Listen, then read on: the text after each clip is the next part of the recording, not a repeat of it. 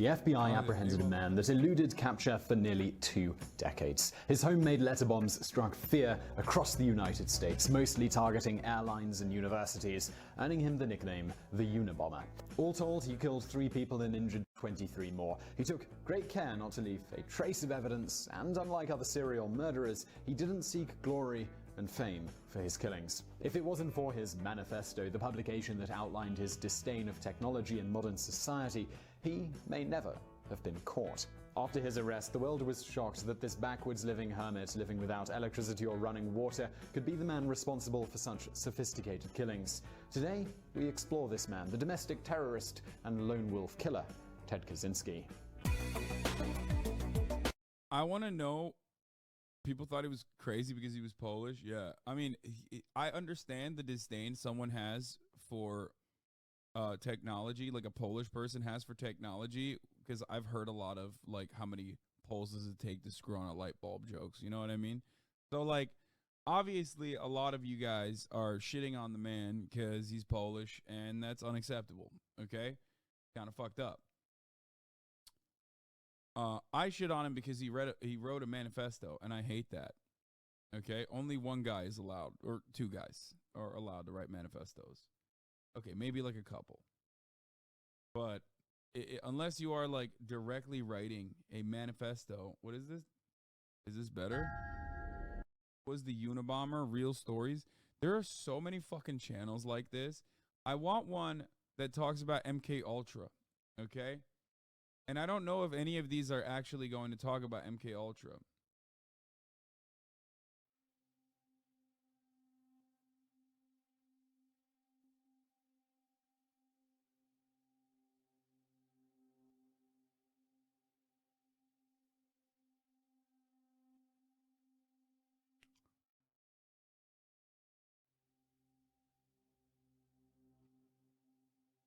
On a video what this does? No, I'm not. No. We need a video. We're not going to fucking read, dude. What's next? This explains his philosophy and his history and mentions MK Ultra. The last few years have seen great advances in terms of environmental thought and anarchical sentiment. The increasingly apparent impact of industrial society on the climate, as well as the elitist and incompetent process of liberal democracy, has left many in a state of despair, frustration, and rage. The solutions, either too drastic or too naive, rarely catch on. What are we to do as we face a world of increasing hopelessness? For one man, the answer was clear. Send bombs through the mail from your cabin in Montana. This is the philosophy of the Unabomber, Ted Kaczynski. But first, a word from our sponsor. I do find that funny. I mean, this is exactly what Ted Kaczynski would have hated. You know what I mean? Sponsorships like the one at the top of the hour when there's a 3-minute ad break. But at least there is a mechanism to avoid those ads at the top of the hour. Of course, you can just subscribe for $5 or for free with a Twitch Prime, or by getting gifted a sub if you're lucky. Do not send mail bombs. Instead, and bomb the top of the hour ad break by subscribing. Here's a 3-minute ad break now. The Real City, thank you for the 5. Get the subs. Ted was born on May 22nd, 1942 in Chicago. Born to loving parents, he was nonetheless... Is there any validity to the MK Ultra stuff? Yes. Separated from them for a short period due to a hives outbreak. After his isolation in the hospital, Ted would show little emotion. However, he would also express extreme sympathy for animals who were caged. In high school, Ted demonstrated a profound intellect, especially in the area of mathematics. As one classmate remembers, he was never really seen as a person, as an individual personality. He was always regarded as a walking brain, so to speak. This would eventually lead him to Harvard at the age of 16, where he earned a degree in mathematics and finished with a GPA of 3.12. However, at the same time, Ted was constructing a specific worldview that had become increasingly anti-technology. To put his philosophy to the test, he signed up for a series of psychology studies done on Harvard undergrads. Conducted by the psychologist Henry Murray, these studies were used to research the effects of stress on human belief and generally used interrogation techniques that would appear unethical by today's standards. Subjects were told that they would debate personal philosophy and would submit essays on their beliefs and values. Then individuals acting as other students would come in and verbally abuse the subject, telling them that their ideas were ridiculous and illogical. Some have suggested that these studies were part of the CIA's. Some have suggested? No, it definitely was. What do you mean? It's not like it's not a mere suggestion. I mean, it certainly is. I mean, he was definitely secretly employed by the CIA. For the record, it was not like using debate bros as a torture method. I know. I love that your name is Sophistry of Sam. But yes, using debate bros as a torture method is like next level shit.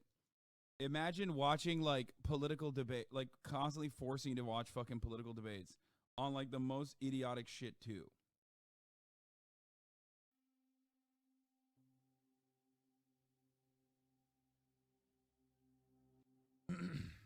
MK Ultra project. Nevertheless, and despite the possible abuse Ted suffered while in Harvard, he argues that there's only two ways to get out of that. You either become a fucking Twitch streamer who is hated by so many, okay? But still very successful, or you become the Unabomber and nothing in between.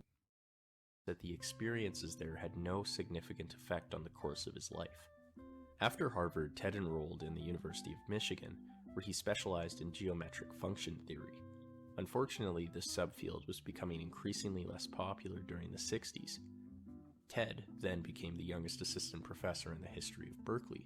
Still, his passion for mathematics as a career was waning, as evident by students' reports that Ted was a terrible professor who would never answer questions and simply teach straight from the textbook.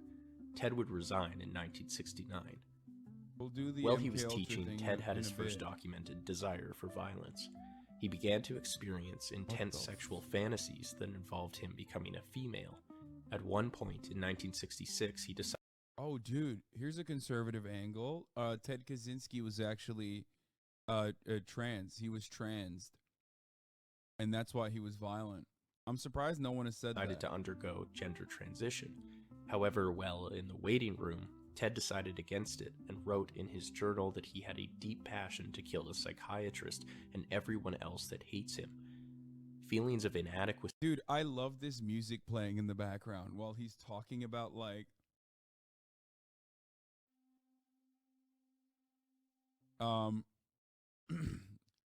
he's talking about like the bloodlust that Ted Kaczynski had for his psychiatrist, while in the background it's like the kindest, most gentle music playing, like do do do do do. And loneliness appeared to confound at this stage of his life, resulting in a burning hatred for society itself. Ted built a remote cabin outside of Lincoln, Montana, while receiving money from his parents. His initial goal was to become completely self-reliant, and he spent much of his time studying wilderness survival.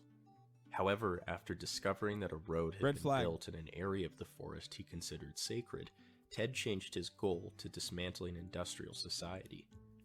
From 1978 to 1995, Ted would go on to kill 3 people and injure 23 others through mailing a series of bombs. The bombs generally targeted those who he had felt aided the progress of industrial society, such as those who work in the timber industry, genetics, oil. No fucking shot. Ted Kaczynski, the Unabomber, died today at 81. He was one of America's most brilliant young mathematicians ever, but went mad after being a subject of abusive MK Ultra experiments while at Harvard. A lot of people know that, but did you know that before becoming a hermit who mailed bombs to people, Kaczynski also developed gender dysphoria and wanted to become a woman? Oh God, I hate this. I hate it. I fucking hate. I hate every part of this. Okay. It's just like,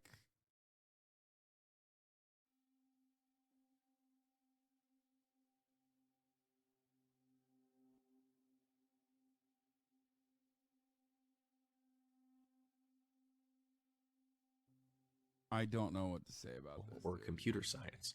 The idealism of his actions climaxed when he sent several letters to prominent newspapers, giving them the ultimatum to either publish his manifesto or face further bombings. The newspapers obliged, publishing the more than 30,000-word piece that discusses the evils of technology, the complacency of leftism, and the potential for a new... I mean, the counter to that quite literally is, yeah, he had gender dysphoria, and then if he had gender dysphoria, he didn't fucking follow through on it, and quite literally hated his psychiatrist for it, and maybe perhaps if he fucking underwent HRT, he wouldn't have become the Unabomber. Like, I guess you could say that, because it's not like he was fucking trans, you know what I mean? Or even if he was, we don't know. Hi, my girlfriend wants to know if you would have sex with her. My answer is no, please. This is something that gets brought up more frequently than you would think in this chat. I don't know what is going on with that. It's not happening. New future. Fortunately, the idiosyncratic I only fuck your moms, not your girlfriends. writing led to his sister-in-law and brother identifying the author as Ted. This led to his eventual capture and sentencing, where he is currently serving 8 life sentences. One of Ted's primary influences is that of the Christian anarchist philosopher Jacques Ellul. The main theme in Ellul's work is the idea that modern technology directly threatens human freedom and religion. Ellul believed that movements that have fueled industrial society, such as materialism, scientism, and economics, are simply substitutes or false idols for God. He argues that these ideologies tend to use and abuse their followers in order to continue the necessity of efficiency. This is identified through Ellul's use of the word technique, which he defines as the totality of methods rationally arrived at and having absolute efficiency. I feel like we should stop watching this because, like, there are too many anarchities in the chat who are going to be like, wait, hold up. This man was cooking a little bit. Like, what was he cooking? I feel like he was cooking something good. Okay?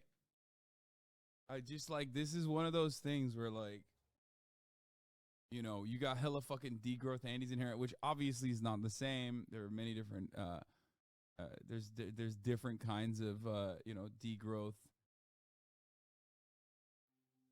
ways to go about, you know, pushing for degrowth ideology or anything like that. But anyway, For a given stage of development in every field of human activity, efficiency becomes the unquestionable goal of human existence and, by default, subordinates the natural world. Ellul's major concern is the capacity for this technique to shape the social and psychological makeup of individuals. Firstly, it makes us adapt to technology rather than it adapting to us. Secondly, it shapes our desires around efficiency through a constant need for utility and categorization. This is aided by media and propaganda, which is manipulated by special interest groups and creates an inner control over the individual by a social force, which means that it deprives him of himself. Unlike Ted, however, Ellul does not promote violence as an answer. As he argues, a Christian who chooses violence is sacrificing freedom for necessity. In fact, his definition of anarchy is an absolute rejection of violence, as he sees the nation-state to be the primary source of violence. Ellul advocates for the creation of grassroots institutions, and suggests that a change in perception will help us avoid absolute subordination under technology, specifically through viewing technology as objects or tools, rather than allowing them to shape our desire. Ted's manifesto is similar to Ellul's message, but carries a far more radical solution with it. Notably, the manifesto is aware of its radical tone, accompanied by an annotation that explains that the manifesto contains imprecise and general sweeping statements, and that it should be taken as a crude approximation of reality. It then opens with the Unabomber's own theory of history. He believes that small changes to long-term trends are simply transitory, and that changes large enough to permanently affect a trend can also change society as a whole. However, he suggests the side effects, unwelcome or not, of any large-scale change is entirely unpredictable. Likewise, he argues that new societies cannot be designed, and finally, that people do not choose the form of their own society, a popular rejection of social contract theory. The opening line, "The Industrial Revolution and its consequences have been a disaster for the human race," conveys the sentiment of the entire piece. Ted specifically argues 3 instances in which technology has degraded humanity. Firstly, it has destabilized society through the erosion of freedom. The system requires the regulation of human behavior in order for it to function. But what is freedom according to him? Freedom means being in control, either as an individual or as a member of a small group, of the life and death issues of one's existence, food, clothing, shelter, and defense against whatever threats there may be in one's environment. Freedom means having the power to control the circumstances of one's own life. Secondly, It's like three different understandable, desirable, normal, good things, and then like 1,000 fucking idiotic solutions. Always. This is what no theory does to a motherfucker. I mean, he did. It's not like he didn't read theory. He just, took the wrong. He learned the wrong lessons from it, which is that the CIA cooked his mental health. I mean, I think so.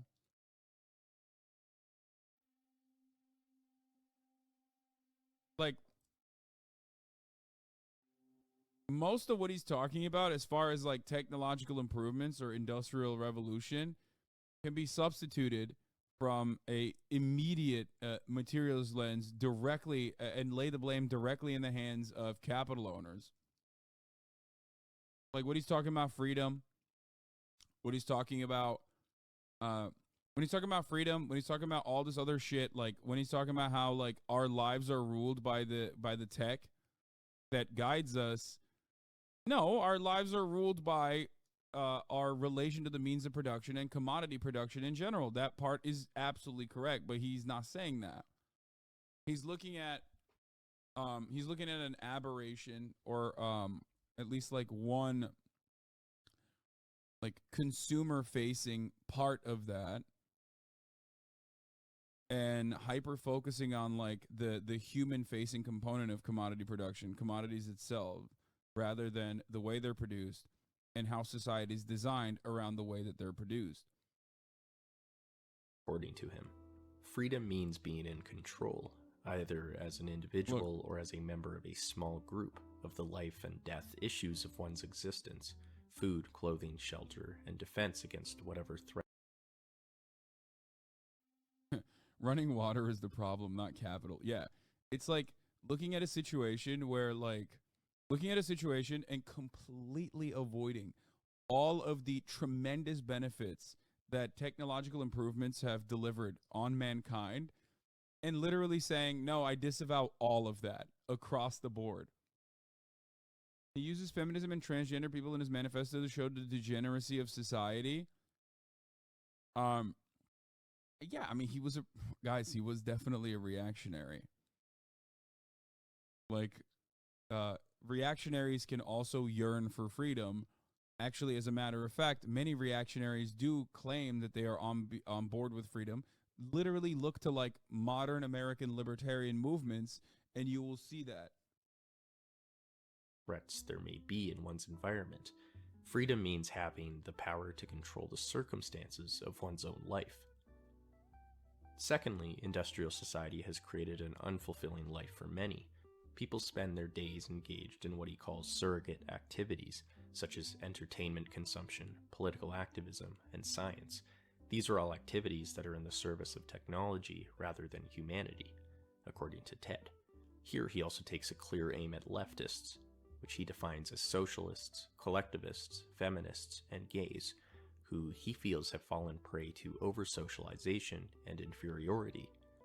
Specifically, he defines over-socialization as the process by which people are trained to think and act. Dude, when you say he hated capitalism, though, so he for sure was no ANCAP, you, again, forget that, okay, you forget one component here. It's like hating capitalism because capitalism has created a society where, like, diversity is at the forefront because black people buy shit, too. They have purchasing power. Gay people have purchasing power. So now you're literally fucking seeing Target do Pride merch, right? It's like a right-wing reactionary hating capitalism, hating free market capitalism, because free market capitalism has created advertisement initiatives that directly target marginalized communities with disposable income. Okay? That does not mean that this person actually fucking hates capitalism, though. In many respects, they love capitalism. It's kind of like he hates it because he thinks all matter of technological improvements have basically enslaved mankind to to a state of permanent, like chasing permanent efficiency, permanently chasing efficiency, and our lives are ruled by consumption, and our lives are ruled by not like the natural state, but instead our lives are ruled by consistently growing and I guess industrializing further and chasing technological improvements. Yeah. Now is a good time as any to remind folks that Kaczynski was basically a black-pilled white supremacist and not actually a green anarchist, contrary to popular belief, which is why a lot of like cool conservatives online will those who love eco-fascism, for example, those people love talking about Kaczynski. He was a theoretical mess. He was the most alienated by the system. All of his worldview consisted in the individual, which is the most reactionary way of understanding social relations.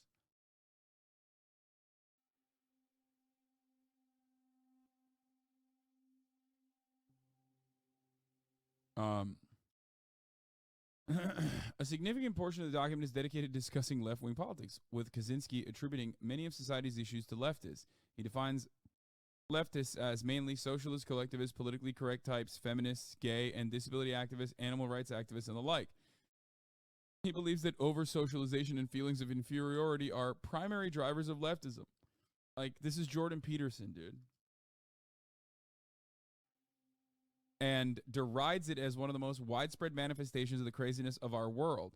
Kaczynski adds that the type of movement he envisions must be anti-leftist and refrain from collaboration with leftists as, in his view, leftism is in the long run inconsistent with wild nature, with human freedom, and with elimination of modern technology, which is hilarious because, oh my God, dude, like primitive communism exists and it has existed for a longer period of time than the Industrial Revolution has been around and our contemporary society and our current understanding of human nature. So it's quite literally the exact opposite.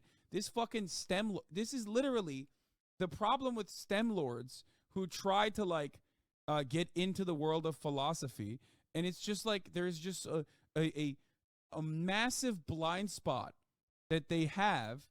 And they're so fucking up their own asses. Obviously, I'm not saying you guys, because all of you motherfuckers are in here. So clearly you have a better appreciation for social sciences than the average fucking STEM lord. But if you're a STEM lord, you know exactly who the fuck I'm talking about. Okay? Like, typical, I know everything because I'm fucking brilliant.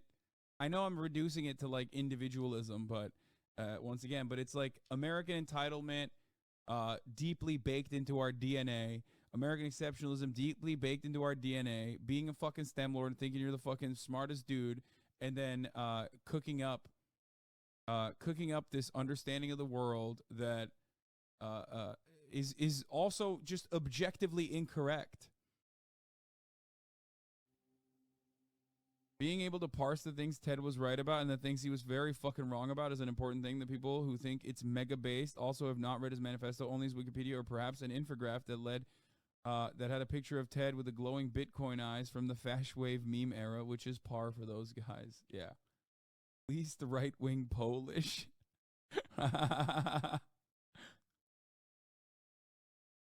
What?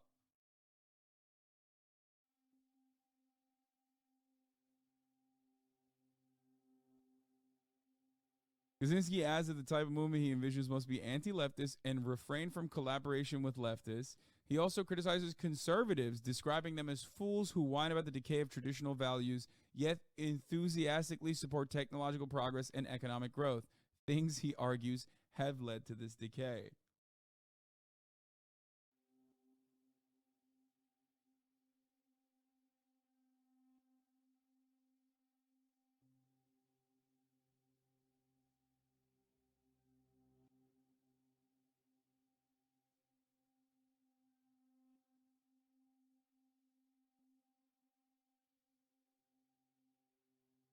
Yeah, this was funny. He said, R.I.P. Ted Kaczynski, devastating news. The world just lost one of its last literate Polish people. Americans doing Polish jokes is so funny. I don't know why. It just never gets old for me. I'm sorry. Anyway, as a let's continue. society demands through the experience of guilt. Leftists tend to take part in various activities to alleviate the guilt, such as small-scale reform or advocating for minority groups, without ever considering the serious or drastic measures actually required to solve these issues. The leftist is anti-individualistic, pro-collectivist. He wants society to solve everyone's problems for them, satisfy everyone's needs for them, take care of them. He also takes aim at conservatives who he feels hypocritically. Like, that's how you can tell when, that's how you can tell about a person's political ideology, their personal political ideology. One, when they tell you that they are anti-leftist and anti-collectivist, okay? And then two, when they tell you that conservatives are in the wrong because they're cucked, they're tech cucks. They're cucked to technology, okay? Like, he's like, conservatives would be in the right if they weren't so cucked to technology. Whine about the decay of traditional values, yet enthusiastically support technological progress and economic growth. Finally, the manifesto argues that technology has increased psychological suffering. As he explains, people have a basic need that he calls the power process, which has the four ingredients of goal, effort, attainment, and autonomy.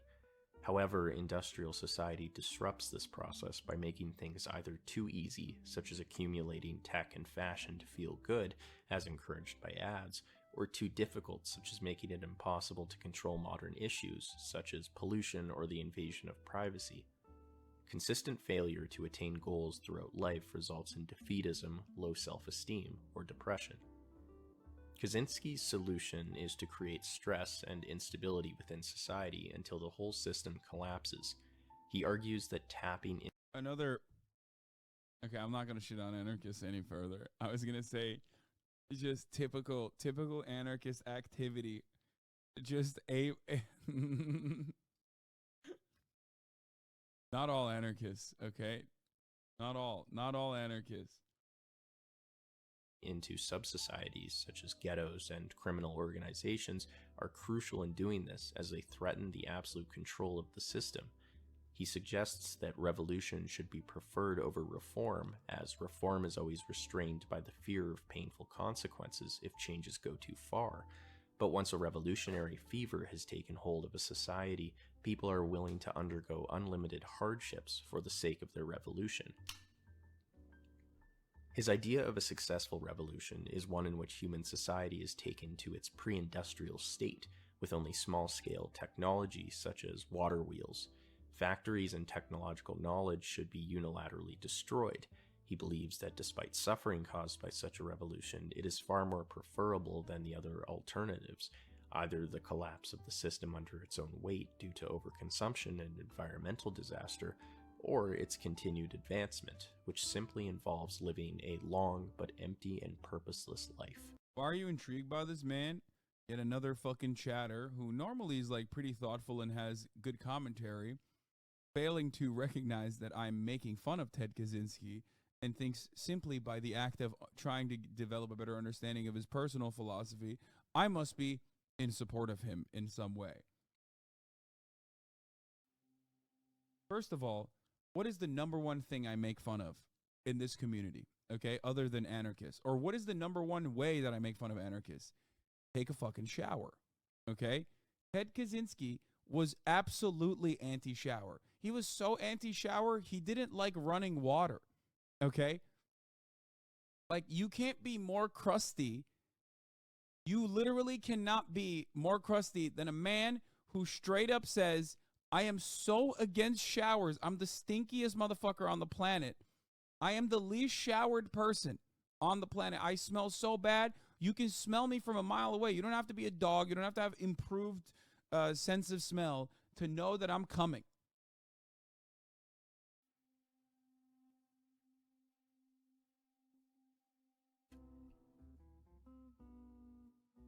Some, such as Cynthia Ozick, likens Kaczynski to Dostoevsky's Raskolnikov, a philosophical criminal of exceptional intelligence and humanitarian purpose, driven to commit murder out of an uncompromising idealism.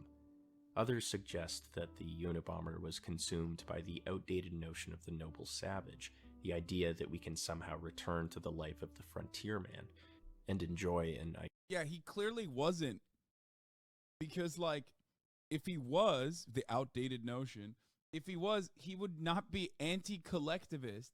Because, again, you know, for the longest period in history of mankind's existence, we lived in collectivist forms where the commons were used by all, and there was no, you know, there was no structure surrounding like usury or you know, people just like kind of lived, they survived. It's actually unironically the most like Ted Kaczynski style anarcho-primitivist existence that we could live under, but he didn't realize that, I guess.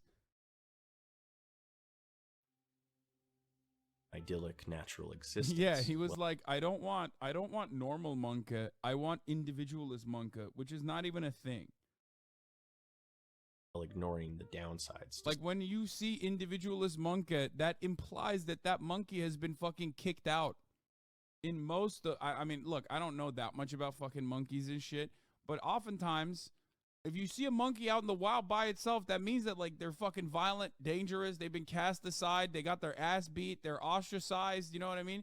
It straight up implies that it's like, this dude did something fucked up. Such a life. Specific critiques have also been launched against the manifesto. Kaczynski entirely avoids discussing the seemingly innocent positives of technology such as reading glasses, music recordings, and sewers that appear to improve human existence and give some quality to life. Likewise, his argument that modern man has no ability. Quality of life plus also, like, you know, not dying at the age of 14 because you got a minor cut and had gangrene. Okay? Like, that's not just like a quality of life improvement. That is just straight up part of the reason why we have prospered in the way that we have. Like,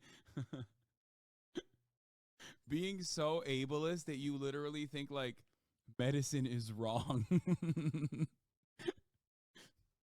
God, I hate disability activists, which is why I think, much like Pol Pot, I have an anti-glasses perspective. To control pollution and other things outside of his control doesn't really hold up in comparison to the primitive man, who would likewise have many things outside of his control, such as disease and basic security.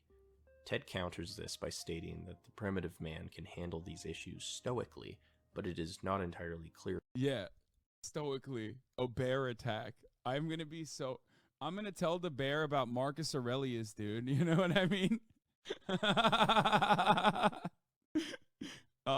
I actually, when I'm in the wild and a bear attacks me, I start talking about, I just stoically avoid the bear. Okay.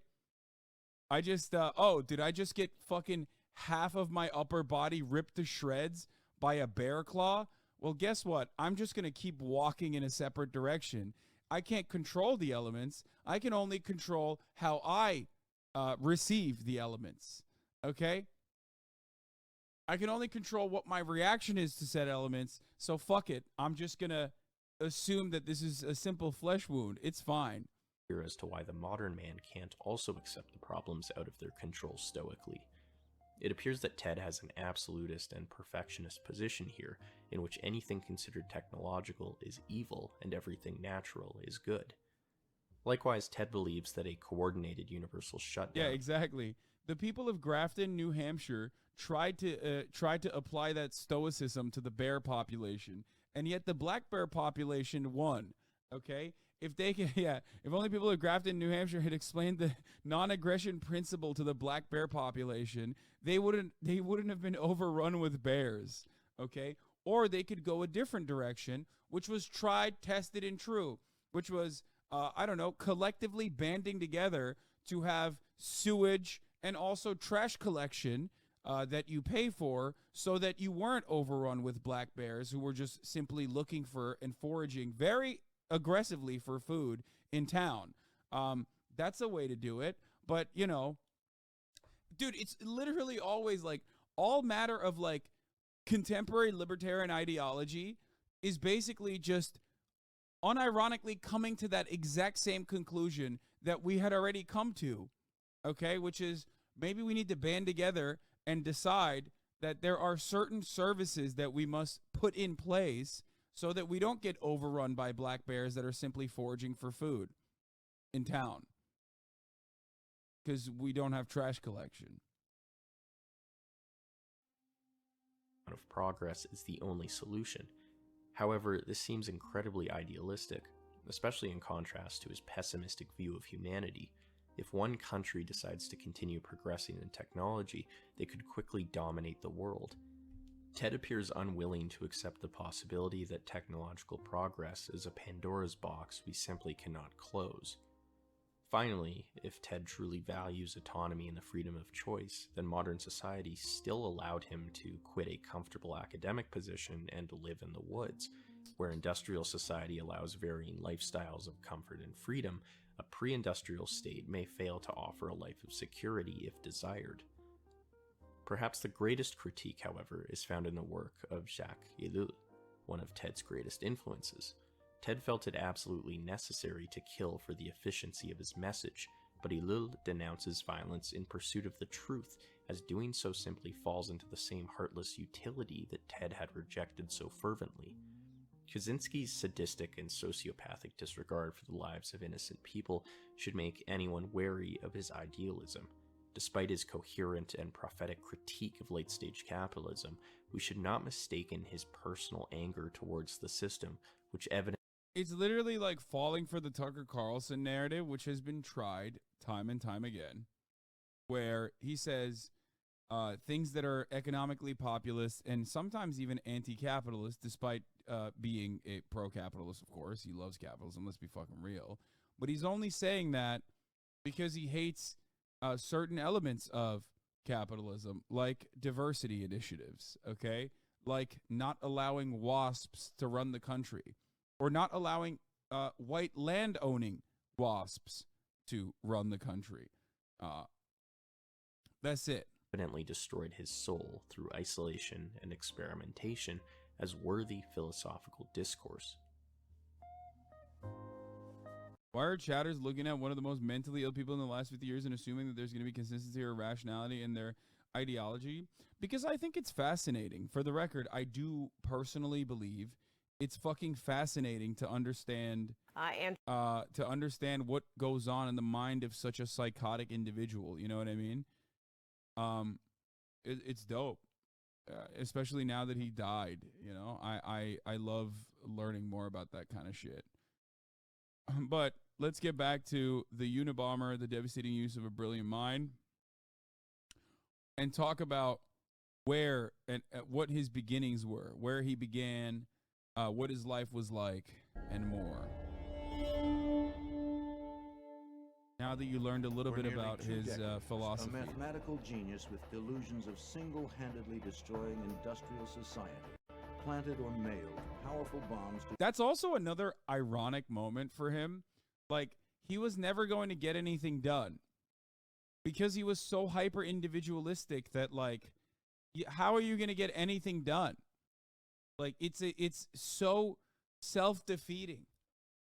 The notion that, like, you can spark a permanent violent revolution by leading the way and individually getting other individuals to act individually to do such things is so fucking stupid. How are you going to do that? To unsuspecting innocent victims. It was a spree of mayhem. Hey Hasan, after this, could you please cover the desexualization of the Asian Indian man? What?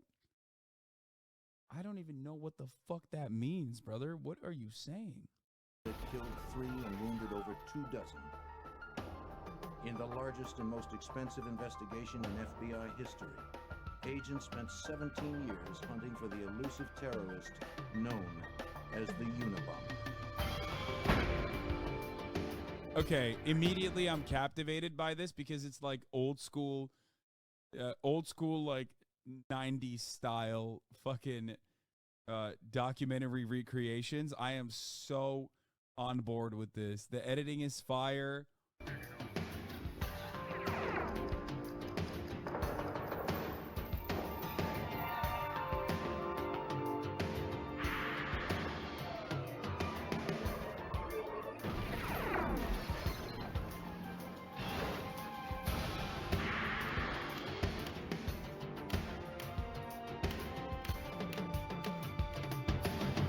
At the same time, shows he's writing to, if not to affect other people to organize and destroy society together. No, that would be collective action, my friend, and that's a big no-no. No, he individually hopes that individuals completely on their own will act out their individual desires, not collective action.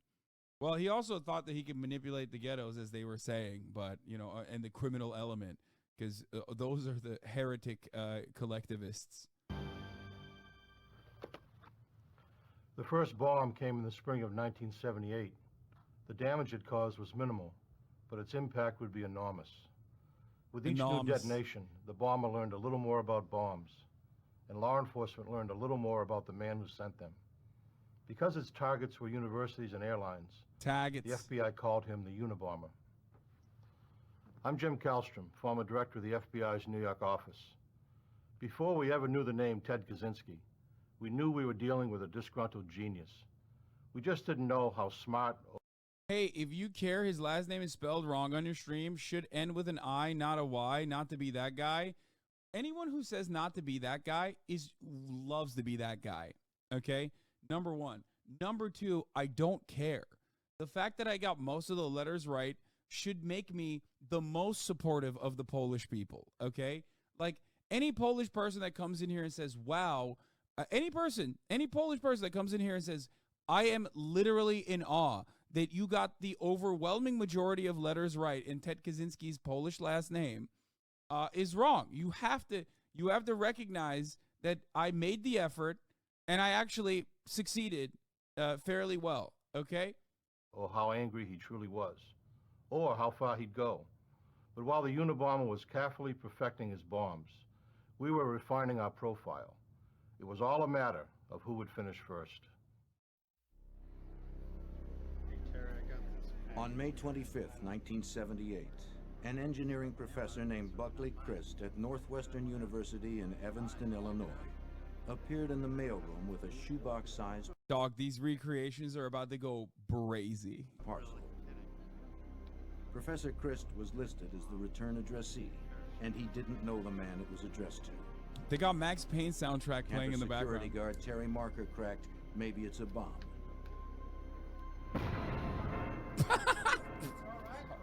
As bombs go, it wasn't much of one. It began a 20-year streak of violence that would stump the FBI and terrorize the nation.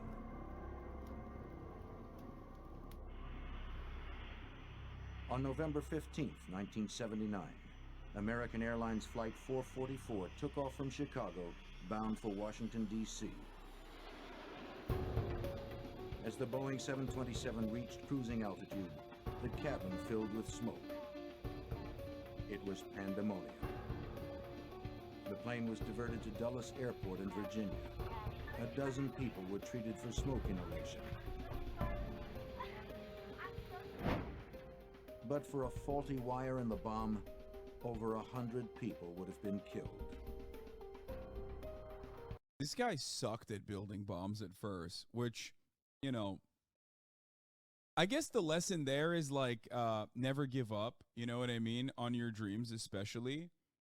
And eventually you'll get better. For every one victory, there's 1,000 failures that preceded it, you know what I mean? It's just, you know, there's always lessons to learn, you know, improvements. Practice makes perfect.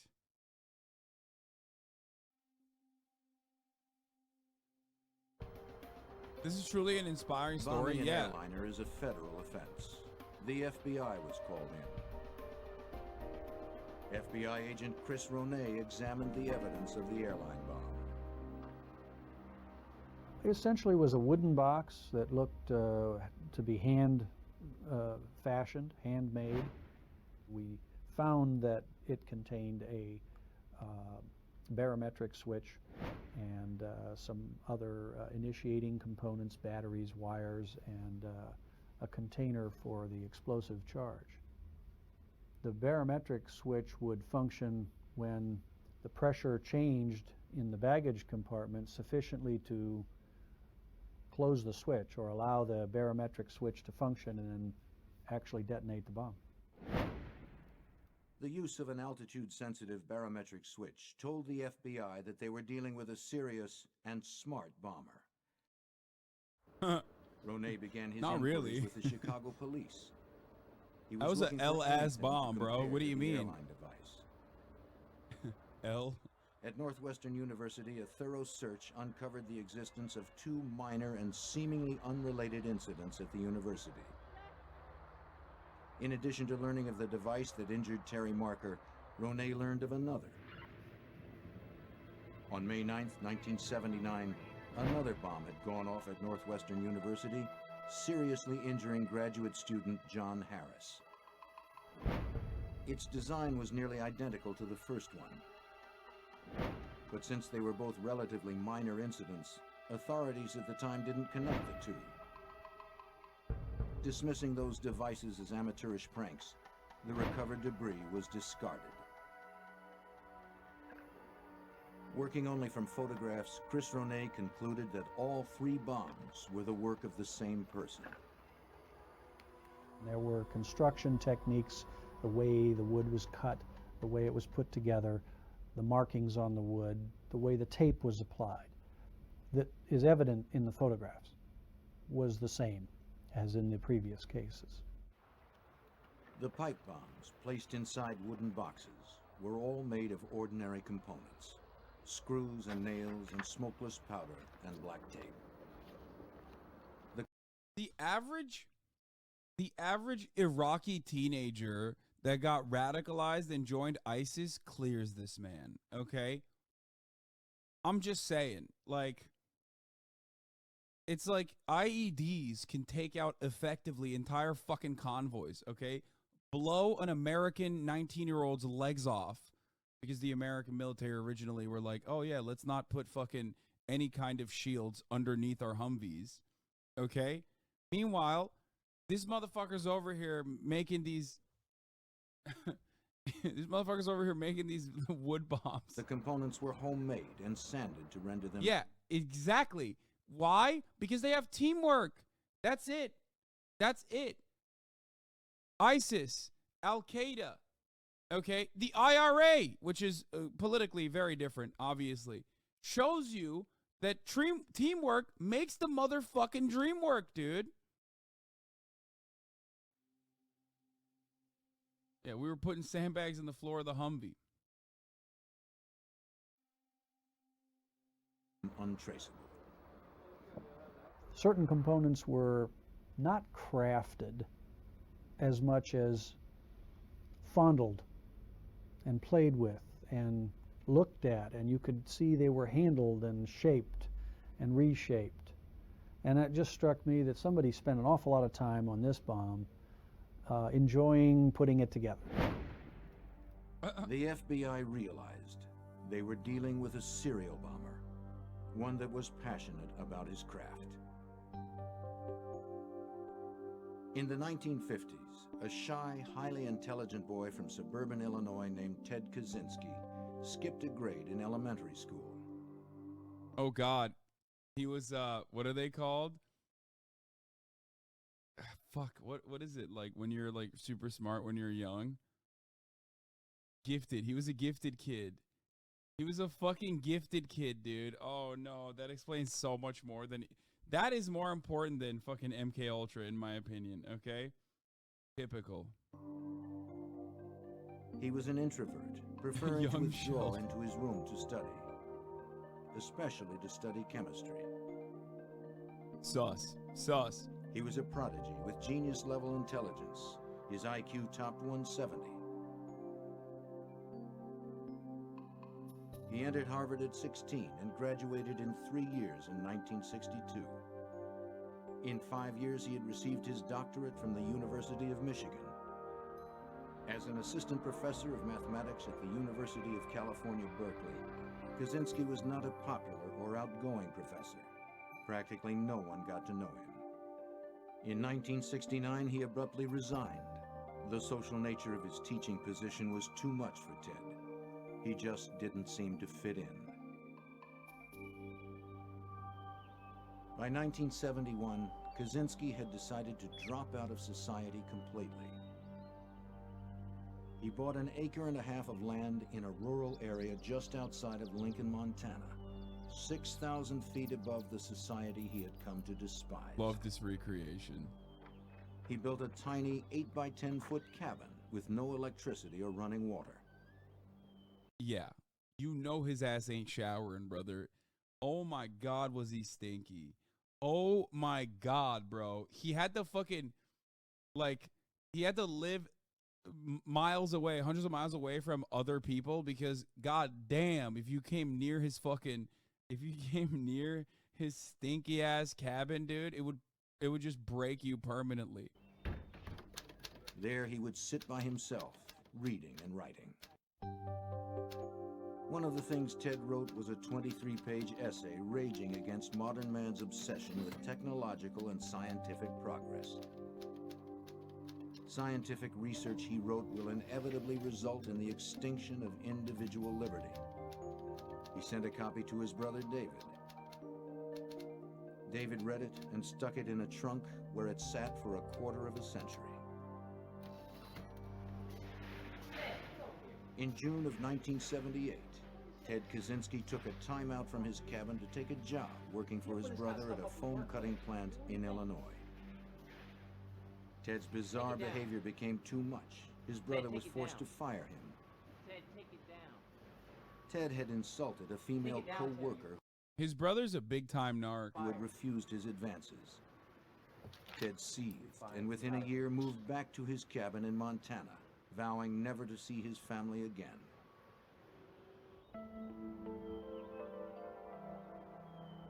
Trying to fit in as a social being was too frustrating for the introverted genius. Ted withdrew even more, believing modern man incapable of understanding him.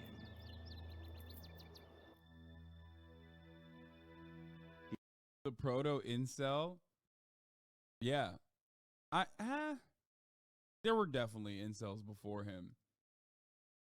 But I think, like, I mean, dude, there are so many posters. Like, you could say Karl Marx was like a OG poster, not an incel, but like there are so many that came before him, but like I totally understand why a lot of people, especially on 4chan, look to him. Martin Luther was the OG poster. There's definitely even before. He was starting to see civil society as an obstacle that needed to be overcome.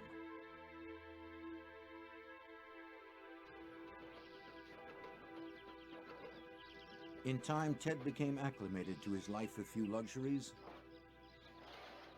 He took it. Karl Marx literally was a Redditor. He lived in fucking filth, for the record.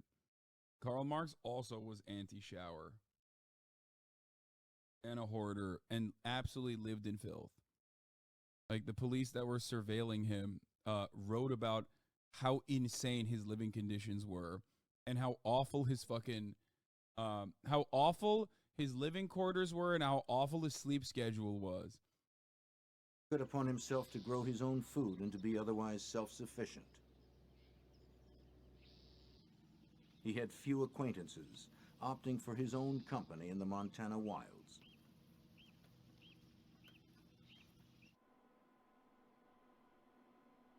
Ted rarely made it into Lincoln. When he did, it was usually to bury his face in reference books in the small-town library. Another red flag. On May 3rd, 1980, Ted Kaczynski rode his homemade bike into Lincoln. He wasn't going to the library this time. He was going to the Truth Prairie. This man made his own bike. That's wild. That's crazy. Okay. I don't know how you do that, but Instead, he caught a bus for Helena and checked into the Helena Park Hotel for a brief stay. The next day, he headed west. I think it's a disservice to like completely omit the you know, ruthless MK Ultra style, like CIA backed experimentation that he underwent. I'm just, you know, but I don't really expect too much from this, like, this was made by the FBI. Yeah, there's a lot of FBI people in here, so I assume, like, in the documentary, so I assume this is just like pro cops. They did talk about, like, they're like, he was brilliant. He evaded the police for 20 years. But the cops finally did it. They got him. It also might not have been known at the time that this was made, to be fair. Ted had urgent business that needed tending to.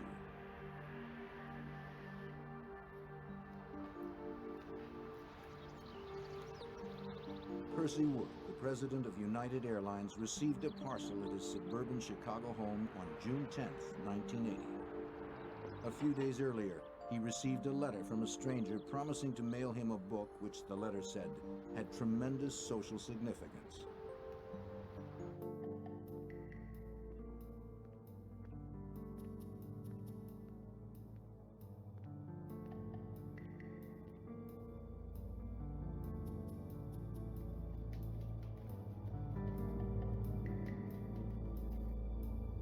Wood placed the package on his kitchen counter.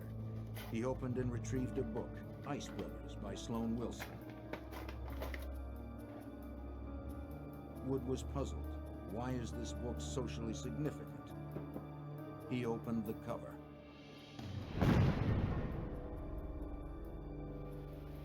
Wood was nearly killed. The bomber had upped the ante considerably with his fourth and most... Okay, I can get on board with that. Like, don't read, because books can kill you. See, this wouldn't kill me because I would never read. You know what I mean? I'd be like, a book? Ew, I would throw it out. Powerful device yet. FBI and ATF bomb technicians poured over the scene. It was quickly identified as the work of the serial bomber.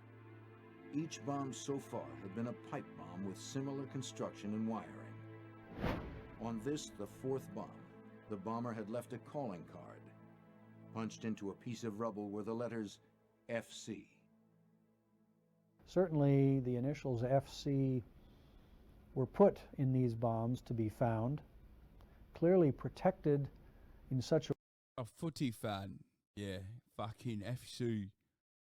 Footy fan, yeah. a way that they would survive the blasts.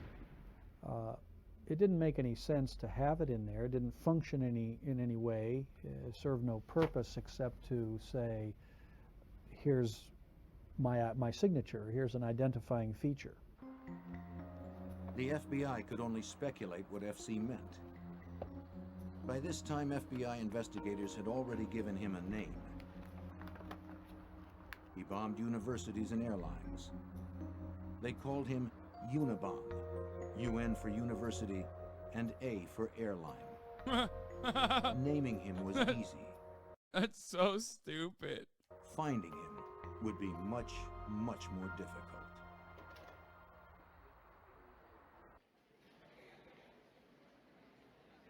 In 1981, with FC their best clue yet, the FBI cross-referenced thousands of people with those initials.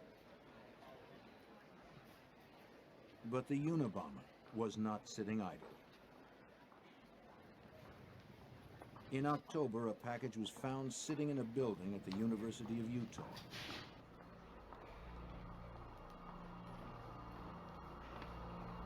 It was a pipe bomb. Fortunately, it was a dud. Investigators now had a device intact. Perhaps a component was traceable. It would take time to find out. The Unabomber remained busy. In the spring of 1982, a package meant for Professor... Bro, this guy sure seems like he sucks at doing bombs, dude. It's like the one thing. It's his motherfucking passion, and it took him... It sure feels like it took a long-ass time for him to make decent ones, dude. Leroy Wood Berenson blew up instead in the hands of an academic assistant at Vanderbilt University. The bomb was made of the usual materials, with the initials FC on the surviving wreckage. Examiners spent endless hours studying every minute detail of the Unabomber devices. The most bizarre clue suddenly emerged. The last two people specifically targeted were named Wood. Wood played such an important role in every one of the bombs. I mean, it was present in every one of the bombs, even when it didn't need to be. He, in fact, if he didn't have wood in it, he threw wood in it, sticks of wood, just so they'd be there. There were references to wood in addresses and names of people throughout. FBI lab examiner Doug Diedrich of the Trace Evidence Unit is also a wood expert. Well, the materials may indicate something about that individual, may indicate where he might live, what he might do for a living. And that's one of the things that I was involved with, especially. No, man, he was jobless. Motherfucker, famously jobless. This is trying what to jobless motherfuckers do. So I guess Twitter is actually better, because then jobless motherfuckers can just sit on there and chirp all day about, like, dumb shit. You know what I mean? Instead of doing this, which is, you know, significantly worse than just chirping about dumb shit as a Twitter Blue subscriber. You know what I mean? Determine where these types of woods came from, what geographical area, what part of the country.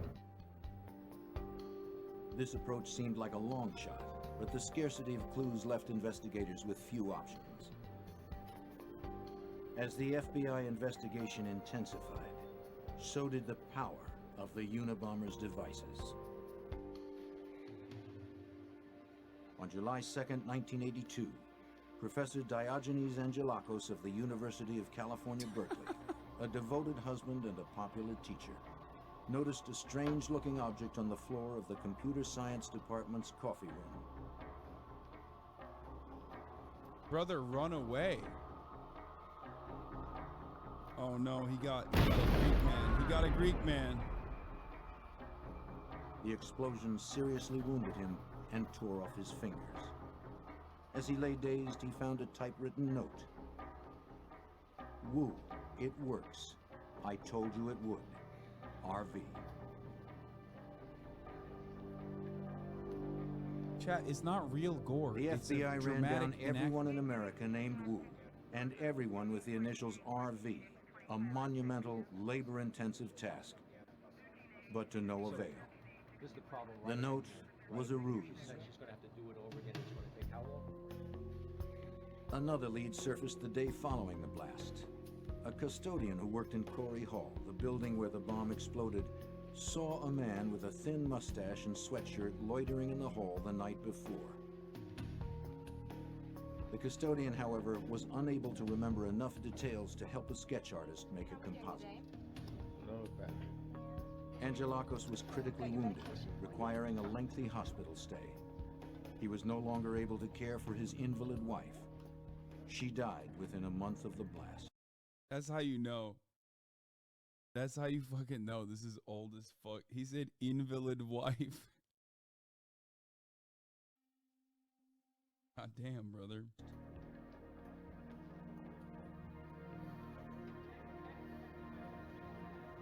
In May of 1985, in that same building, Berkeley graduate student John Hauser, a captain in the Air Force, noticed on the floor a 3-ring binder sitting on top of another object.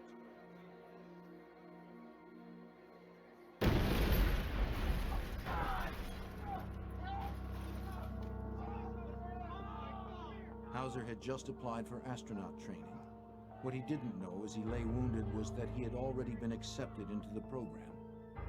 But he would never fly again.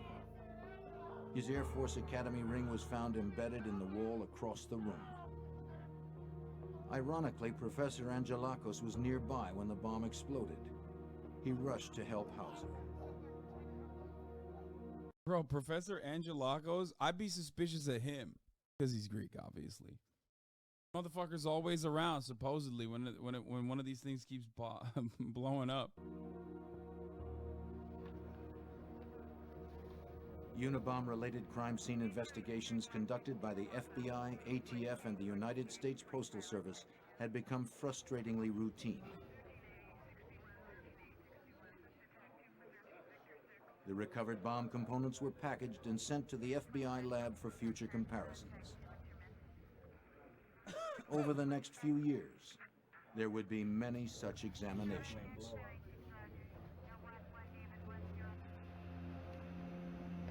On May 8th... You know Ted Kaczynski knows baklava is Turkish and not a Greek invention. Okay? I'm just saying. No, he knows that.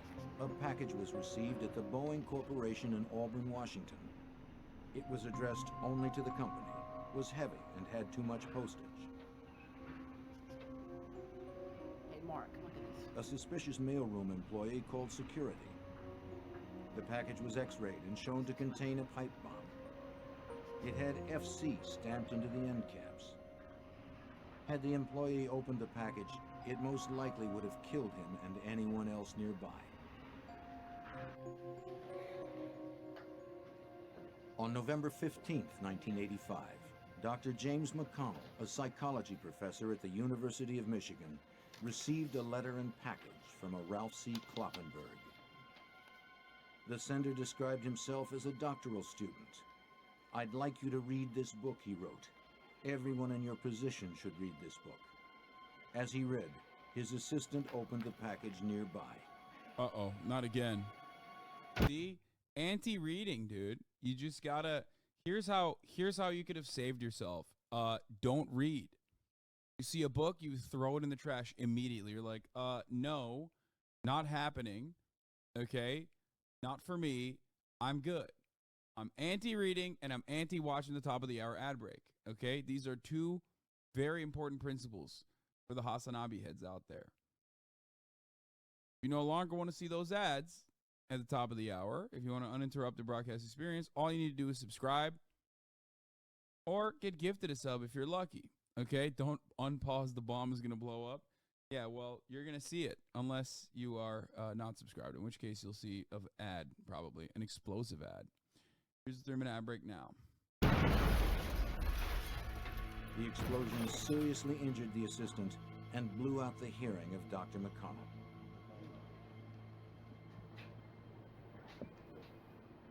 Examiners continued to dissect the bombs. They were evolving as the Unabomber refined his craft. I'm going to pee. I'll be back. Exhaustive lab tests showed they were getting more sophisticated and more powerful. Agents were frustrated. They were making little progress in determining the identity of the Unabomber. And their analysis was confirming what they already knew. If the packages kept coming, it would only be a matter of time before someone was killed.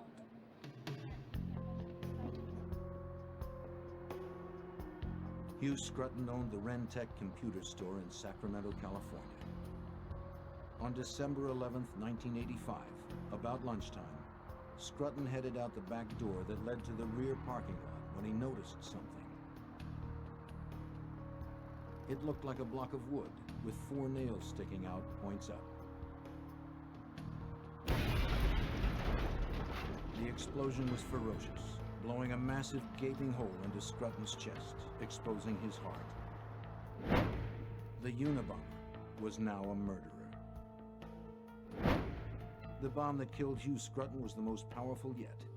It consisted of a pipe within a pipe and contained all of the same characteristics as the others, right down to the FC stamped on a surviving end cap.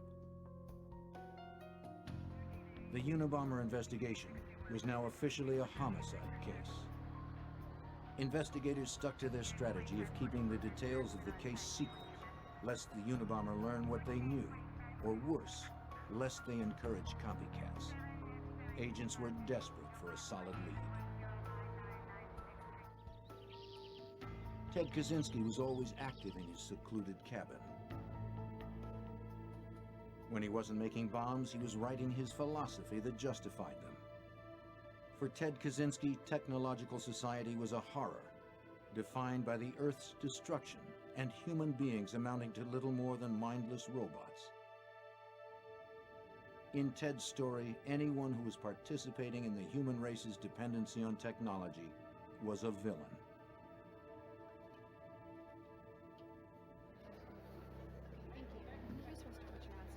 On February 20th, 1987, a secretary at Cam's computer store in Salt Lake City looked out of her office window and caught a glimpse of a man in the parking lot, placing an object on the ground.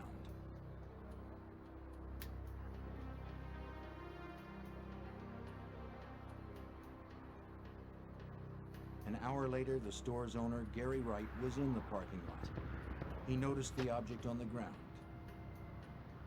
It was a block of wood with 4 nails sticking out, points up.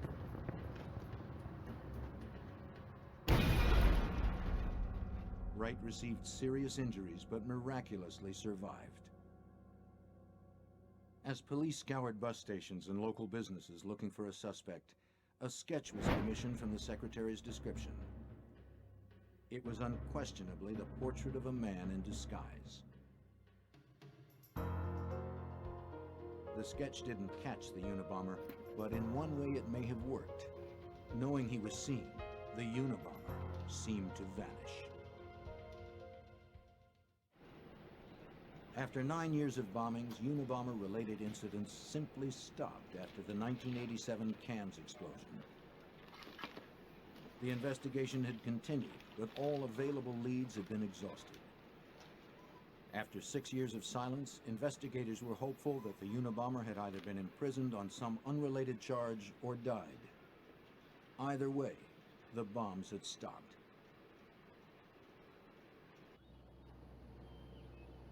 I feel like I've educated this dog a little too well on waiting. Whenever I say wait, she just like doesn't move ever again, which is very odd. Very, very, very odd. I don't know why. I'm like, come on, go. I'm like, go. Okay, go. And then she won't. She literally just sitting there.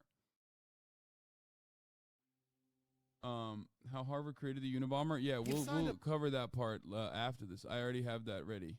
I just wanted an analysis of the situation. Okay. You need a teacher release word then?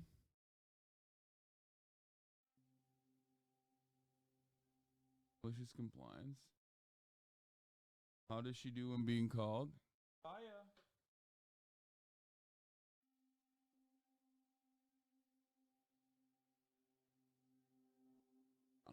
I'll give her something else.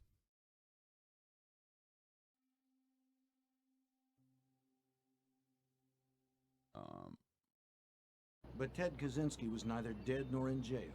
He had spent the last 6 years virtually alone. Content in his day-to-day routine. Tending the garden, hunting, writing, and visiting the library, Ted always managed to stay on top of current events.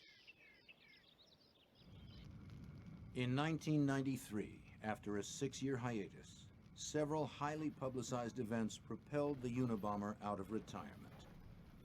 The fiery siege at Waco, Texas, between the ATF and the Branch Davidian religious cult, and the bombing of the World Trade Center created a violent political environment.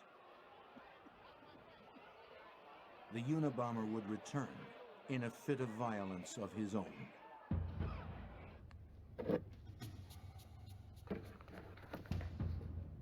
Dr. Charles Epstein is a renowned geneticist at the University of San Francisco. On June 22nd, 1993, he sat down at his kitchen table to open his mail, including a padded envelope which had arrived that day.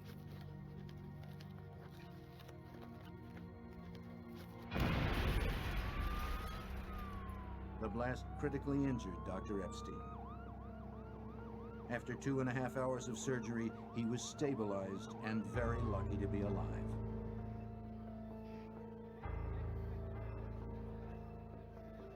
2 days later, on June 24th, Dr. David Galernter, a prominent computer scientist at Yale University, arrived early at his office to open his mail. Yeah, he from bombed the previous wrong day. Epstein.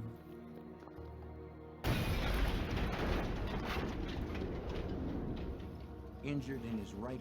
I can't take like these blasts seriously because the recreations are so comical, and he made so many of them.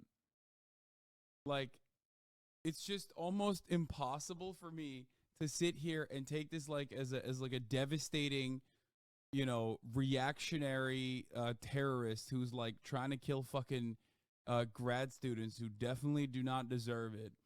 But it is so cartoonish, the depiction of these explosions and the frequency of which it happens, that it's like you could put a supercut of it and it's always like, ah! And there was a unidentified item, and this grad student or this college professor touched it. Boom! Arm, eye, and abdomen. Galernter struggled to his feet and went out the door for help.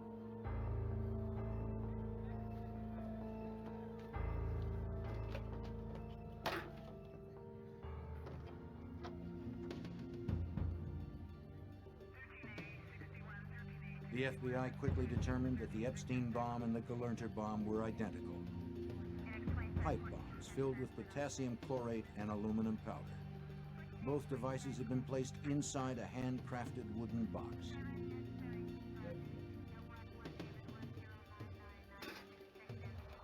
A few hours after the Galernter bomb went off, a letter was received in the mailroom of the New York Times. It was from a self-proclaimed anarchist group called FC, who were claiming responsibility for the recent bombings. FC promised more communications in the future. An identifying number was provided to the Times to ensure the authenticity of future communications. It was 553-25-4394. The FBI determined that the number was a Social Security number of a 20-year-old parolee in Northern California, incredibly with a tattoo on his arm reading "Pure Wood." An investigation quickly dismissed him as the Unabomber. Another major clue was discovered.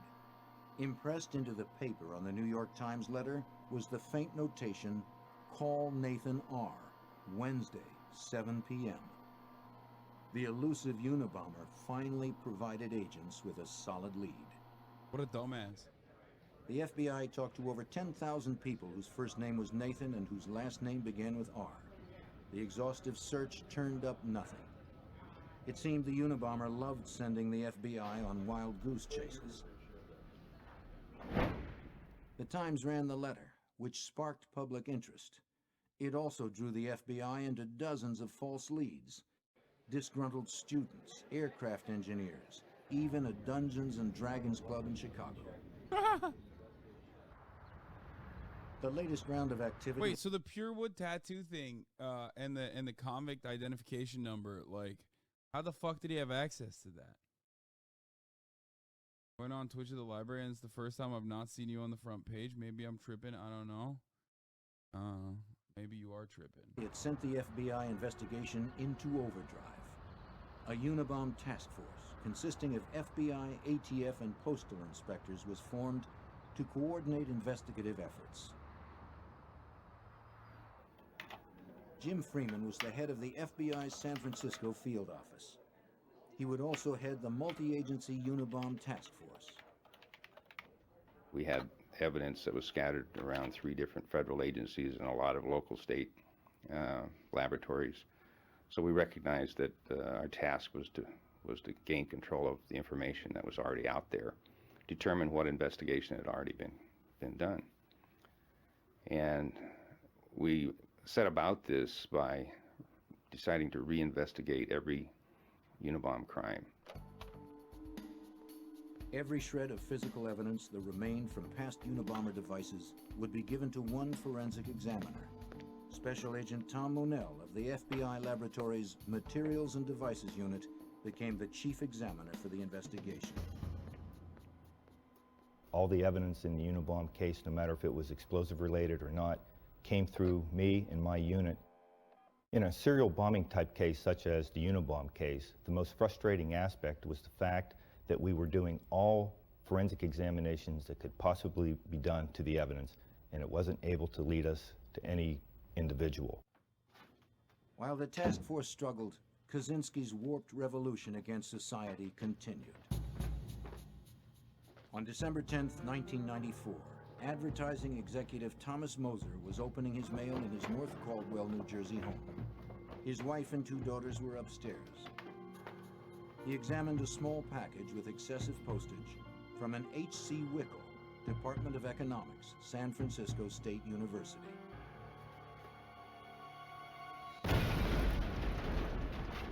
The explosion was the most gruesome yet, instantly decapitating Thomas Moser. With every previous device in the Unabomber investigation, Agent Monell was able to reconstruct a replica, working only from the debris recovered from the various crime scenes. As with the 15 bombs he had reconstructed, this one was unquestionably the work of the Unabomber. A few months later, Ted Kaczynski prepared for an extended visit to the West Coast. This trip would be his busiest to date. On April 19, 1995, Ted Kaczynski was in the San Francisco Bay Area when Timothy McVeigh's 2,000-pound fuel oil bomb destroyed the Alfred P. Murrah Federal Building in Oklahoma City, killing 168 people. Ted would not let his agenda be eclipsed by the devastation in Oklahoma. The next day, April 20th, the nation still reeling over Oklahoma City, Kaczynski mailed 5 items, 4 letters, and a parcel.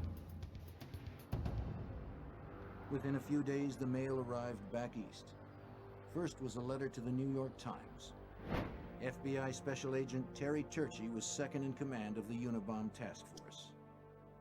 In the letter to the New York Times, he mentioned that he was claiming responsibility for the attacks on Thomas Moser, Charles Epstein, and David Gelernter.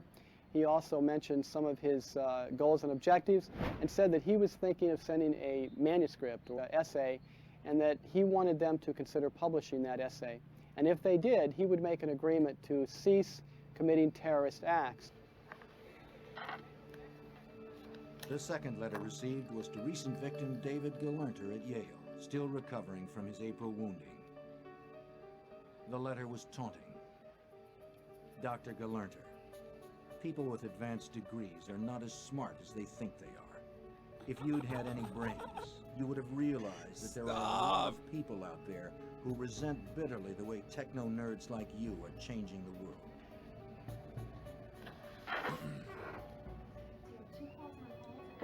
On April 25, 1995, a package arrived at the California Forestry Association addressed to its former president, William Dennison. Its current president, Gilbert Murray, decided to open it himself. That's a federal crime. It exploded. That's a federal crime. You should not have done that. That's a federal crime. Don't open someone else's mail, okay? Classic, though. With incredible violence, destroying everything in the office. Gil Murray was literally blown to pieces. 4 blocks away, the governor of California heard the blast from his office. The Unabomber scare was nationwide. Bomb threats were being reported everywhere. The FBI suspect list topped 50,000 names.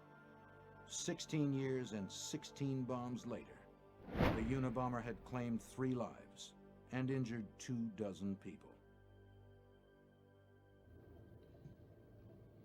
2 months after Murray was brutally killed, Unabomber Hasanabi shitting on STEM Lord PhDs. Handshake emoji. A letter arrived at the San Francisco Chronicle.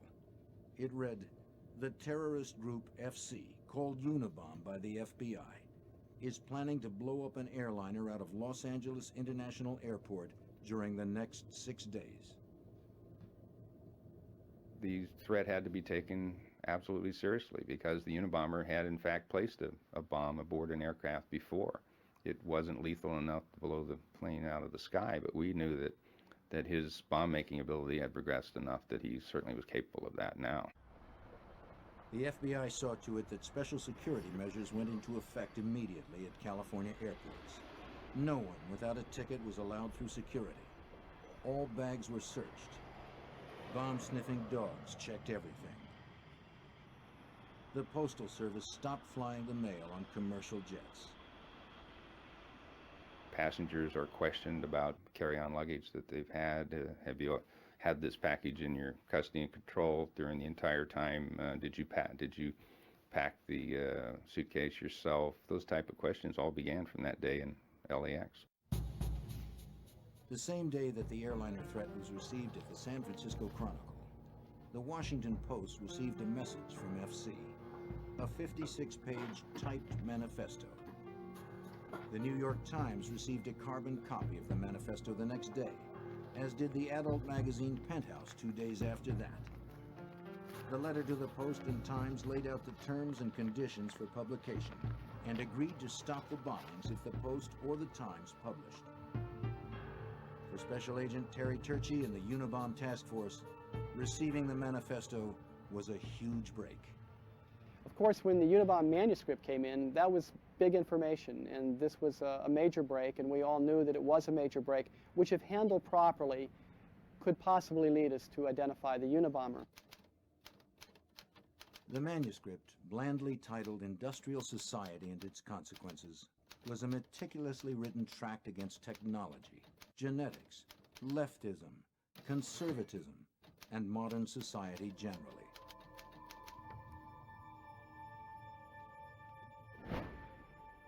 The FBI had many items of evidence collected from years of investigating this case. They needed to generate just one solid lead, one that could hopefully break the case wide open. Freeman thought the answer lay in publishing the manifesto. We very much were in favor of publishing it because after reading the manifesto, it was clear that someone had I like that this gamble worked out, for the record, because his brother was like, oh shit, that's my brother. But I had to look it up. I'm sorry.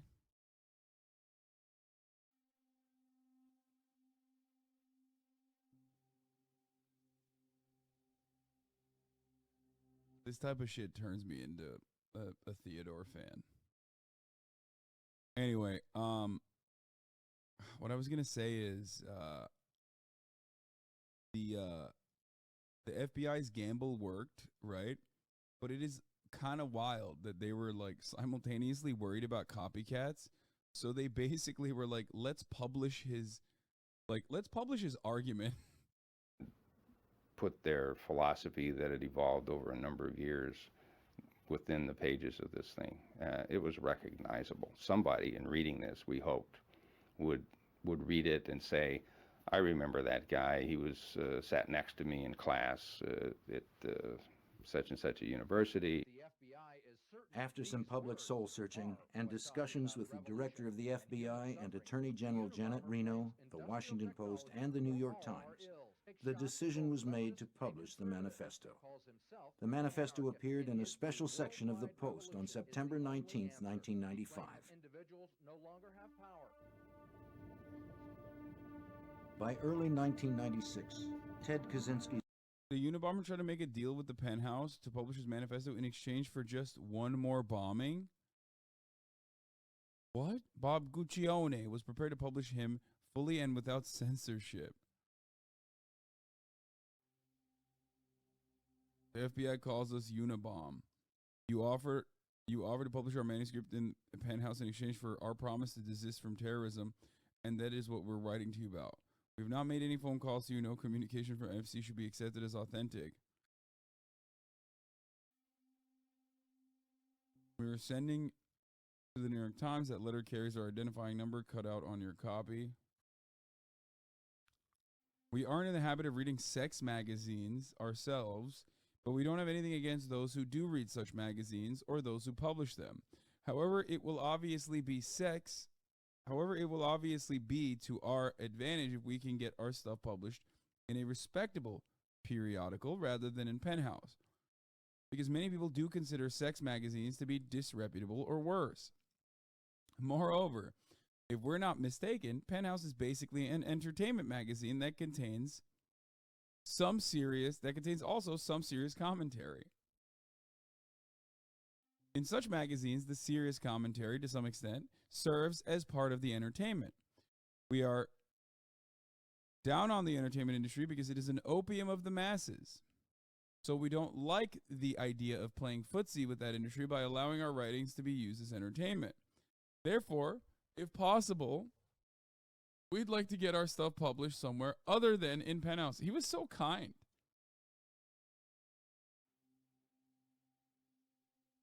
Like the way he was writing. We are sending copies of our manuscript to the New York Times and the Washington Post. The New York Times is to have first claim on the right to publish a manuscript or to arrange for its publication elsewhere. Then the Washington Post. And after that, Penthouse.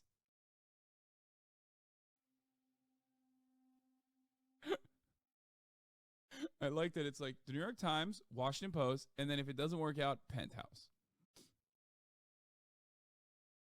If neither the New York Times nor the Washington Post has published the material or began to publish it in serial form or caused it to be published elsewhere or announced a definite date for its publication within 3 months from the day the present letter it's postmarked, then Penthouse can publish the material and will have exclusive rights for it, to it for 6 months in accord with the conditions stated in our letters to the New York Times.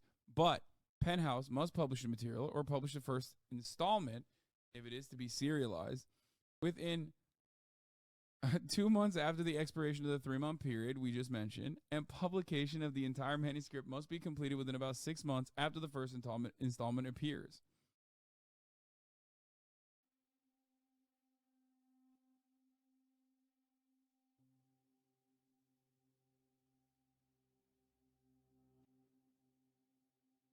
Do not skip. Are you crazy? I can't read that whole thing, dude. I am literally anti-reading, brother. His brother David had been doing some soul searching of his own. The news. These guys nowadays, like guys that have attitudes like this one, basically are doing like, First Amendment auditor type shit on YouTube instead. Again, Industrial Revolution W. Okay? They're just doing busy work where they've basically created YouTube channels where they go up to cops and stuff and then tell them that they have no authority over them and film them with their phone cameras. So it turns out probably much better for society overall. They get to make entertaining content that we can look at and watch and laugh at while also simultaneously not murder random people.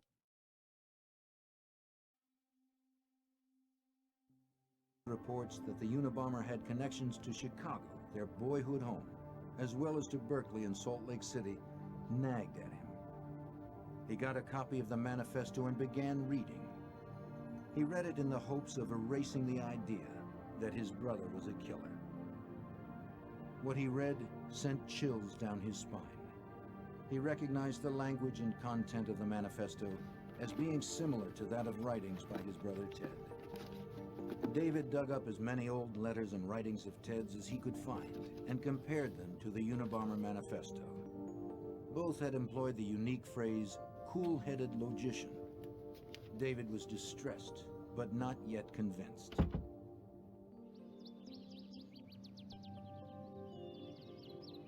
He wrote Ted an urgent letter. Though he did not reveal his suspicions, he requested a visit to Montana. Ted refused his brother's request. David decided to call a private investigator to look into the matter. W snitch. But the news that the private eye brought him was not encouraging. The private eye submitted the manifesto along with some of Ted's writing to be analyzed by experts who didn't know the parties involved. The experts concluded that the authors had a strong chance of being the same person. Frantically, David continued his search for anything Ted had ever written to him. In an old trunk, he came across the essay Ted had sent him back in 1971. David could no longer hide from the reality that his brother might be the Unabomber. W snitch, dude. David Actually, Kaczynski good was snitch. stunned. The 1971 essay David had unearthed was eerily similar to the Unabomber Manifesto. Torn by the prospect of... I keep expecting these letters to explode. Same, brother. Anytime one of these anytime somebody opens a letter, I expect a comical explosion to take place. Where the guy goes, ah! of turning in his own brother on the one hand and endangering lives on the other. David Kaczynski made a gut-wrenching decision. Through his attorney, he contacted the FBI about his brother. In February of 1996, David Kaczynski told task force members of his suspicions. He gave a detailed accounting of Ted's life, where he grew up, where he went to school, and where he now lived. He then turned over the 1971 essay. And then we were able to do a side-by-side comparison between that document that was prepared many years before to the current copy of the manifesto, and it was very clear to us, many of us in the task force, that the similarities were more than coincidental.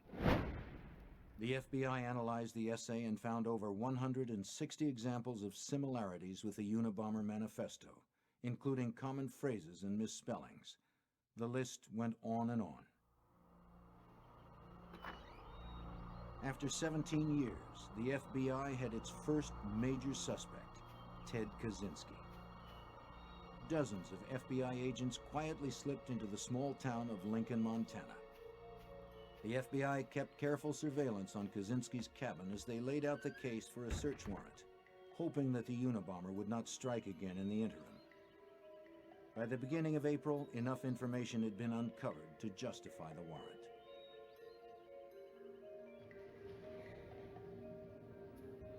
Among other things, agents were able to learn that Ted had traveled extensively. Hotel records showed that he was always on the move immediately preceding a Unabomber event. Agent Terry Turchi submitted a meticulous 65-page affidavit outlining the government's case against Ted Kaczynski and requesting permission to search his cabin. We had been working all morning, since about 5 that morning, to pre-position various agent teams in different locations in the woods in Lincoln, Montana, and at a forward command post that we had established in Lincoln. Everybody had a different role. We had also had the evidence response teams coming in, and they were staging at another command post that we had in Lincoln. So everyone was ready to go once the warrant was signed. Disguised FBI agents and a forest officer approached Kaczynski's cabin. They walked toward his cabin speaking loudly. They didn't want Kaczynski to suspect. I like the idea that ultimately what happened was not the FBI's like brilliant investigative capabilities, but instead a shot in the dark and possibly like quite problematic decision to release the manifesto, which led to the brother snitching on him. Like, they got so fucking lucky, it's crazy. And also, this entire documentary is supposed to like show this as like a positive thing, but they literally did very little.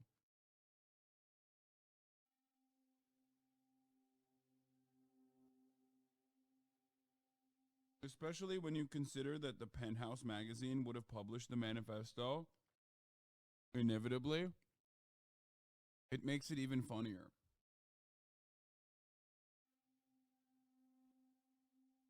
There was anybody sneaking up on him. The officers asked him to help identify a property line on their map.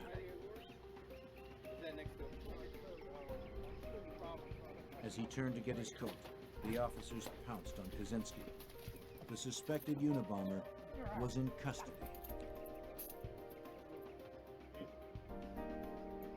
L nerd.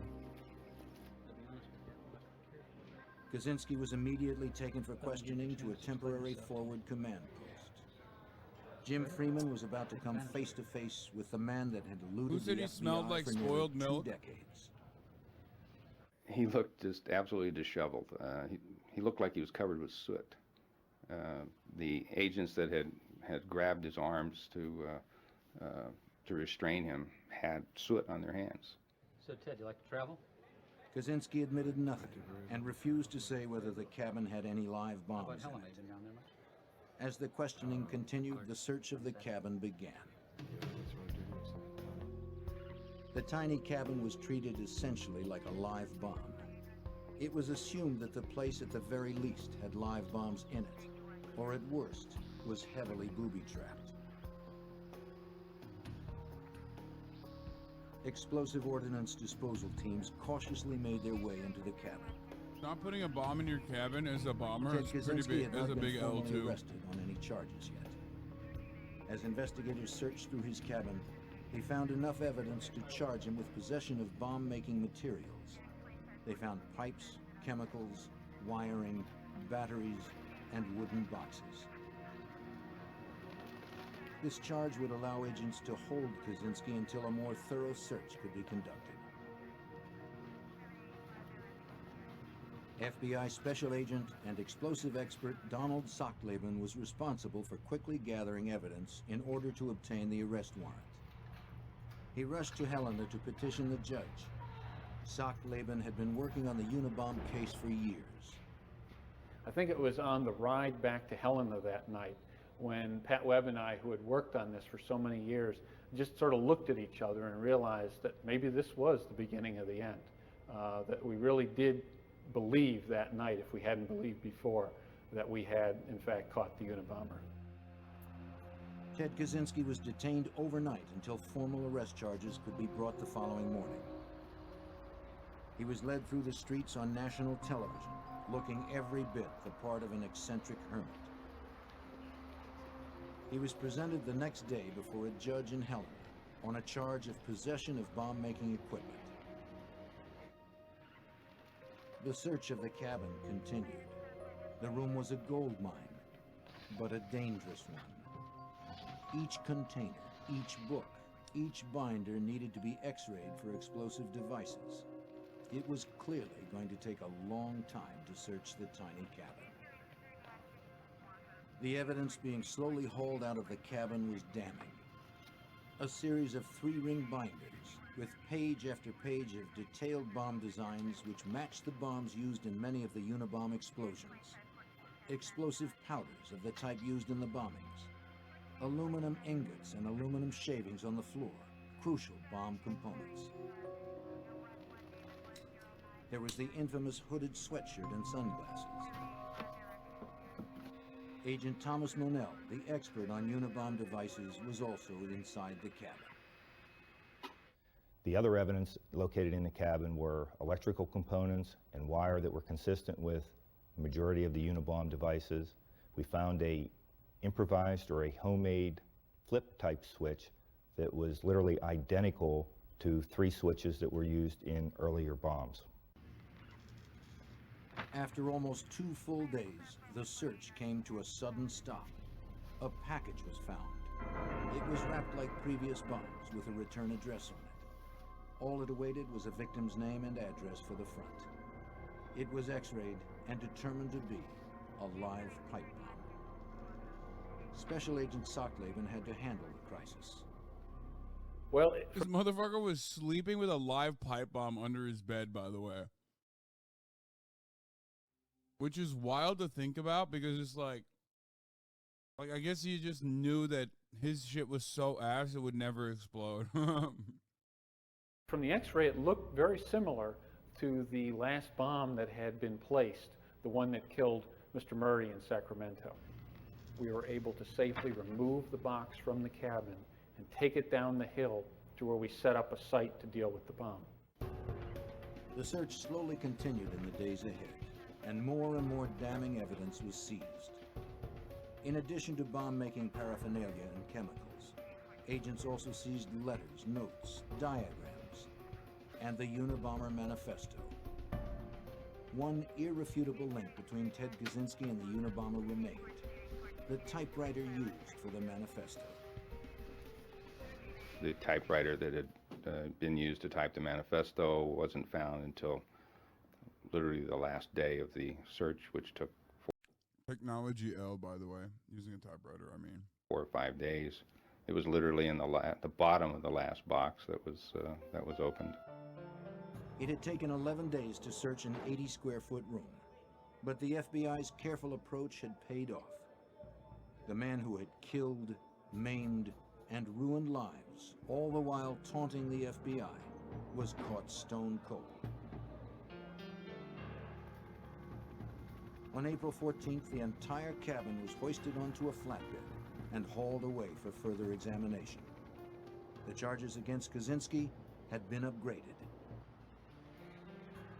On June 18, 1996, Ted Kaczynski was indicted in Sacramento on 10 counts relating to Unabomber activities. 1 charge in the death of Hugh Scruton, 3 charges in the wounding of Charles Epstein, 3 charges in the maiming of David Galerter. I just don't know how many people were using typewriters to communicate at that point, and I feel like it should have been like easier to figure out or pinpoint down or whittle away at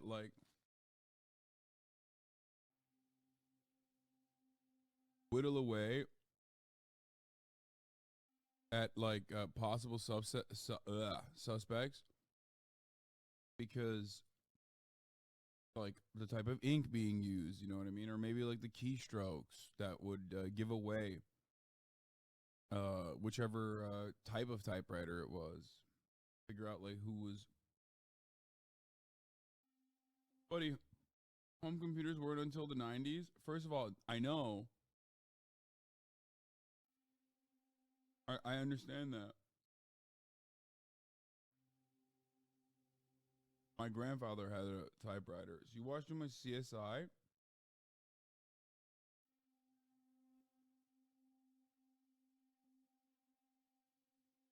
But isn't there like details off of I don't know, like details that give away like what kind of typewriter it is, what kind of ink it is, like what kind of spacing is on the typewriter, you know what I mean? I'm sure.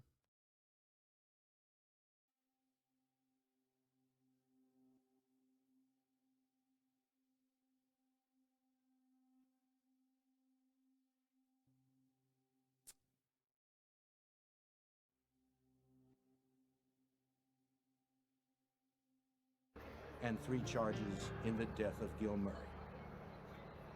That day would have been Gil Murray's 48th birthday. New Jersey authorities filed more charges for the death of Thomas Moser. On November 12, 1996, selected visitors filed into a Sacramento courtroom for the long-awaited trial of Ted Kaczynski. In the front row was Ted's family, brother David, and his mother, Wanda Kaczynski. As Ted entered the courtroom, he turned his back angrily on his family members and never acknowledged them. Opening statements were about to begin when Kaczynski stood up and said he wanted to change lawyers. After a few days, the judge ruled that Kaczynski would have to undergo psychological testing. Federal prison psychiatrist Dr. Sally Johnson spent many days with Kaczynski. She concluded that Ted Kaczynski was mentally ill, but was competent to stand trial. The government's case against Kaczynski was overwhelming. For 17 years, the FBI had prepared for this day. It's like we both think you're mentally ill and you're but still competent to stand trial. Examiners had reconstructed and preserved every device related to the Unabomber's crimes. With Ted Kaczynski's arrest, they were now able to establish an irrefutable link between him and the Unabomber. Ted's desire for solitude would no longer be self-imposed. With no options, he pled guilty to all Unabomber-related crimes. He was given 4 life sentences plus 30 years. He would never be eligible for parole. For Agent Terry Turchi, the Unabomber investigation shows the FBI's determination to never quit until justice is served, no matter how long it takes. For the people committing these crimes, who may go on for many years and not get caught, they may become more arrogant, or they may become more complacent, or they may think we're never going to catch them. But I think for them and for the public, the message has to be that we don't give up and that we're going to stay with it until we solve it. And certainly I think that is what we're called upon to do and what we need to do. In June 1998, Joanna Lee, an assistant editor at Simon & Schuster Publishing, received a letter from Ted Kaczynski with a prison return address. She knew he was the convicted Unabomber, but opened it anyway. Well, I mean, it's from prison. Kaczynski wanted them to publish a book about his struggle. To this date, there are no takers. He did not fucking say my struggle. Bro, that's from prison? Who else did that, I wonder? Writing a book about his struggle from... Huh. Interesting.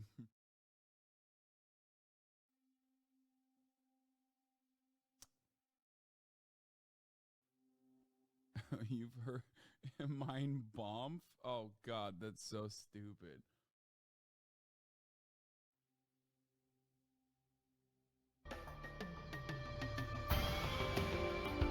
You're so dumb for that joke. This was the FBI files. And then here's how Harvard created the Unabomber. Participate in a psychological study on your university campus. It's run by an esteemed professor. You'll earn some pocket change, and as a side bonus, perhaps contribute to the greater scientific knowledge of humanity. But the next thing you know, you have electrodes strapping you to machines and a camera recording you. Like, I think he was already a weirdo, and this just basically tweaked his mind in all the right ways. Like, you know how the FBI will, like, purposely find, like, random fucking teenagers and shit? And, like, tell them all the best ways to, like, coerce them into doing an act of terror, only to just, like, arrest them subsequently, put them in perma-jail to say, hey, we did it again, boys. We caught another terrorist in the act. And it's like, I feel like so many things, I mean, he was geared to be the perfect guy to do this. And then the MKUltra experiments basically fucking broke him. As a lawyer, berates and belittles every belief and value you hold dear. Today, on Nutty History, we're putting a magnifying glass on the Harvard experiments, the mysterious and unethical series of experiments conducted on unwitting students from 1959 to 1962.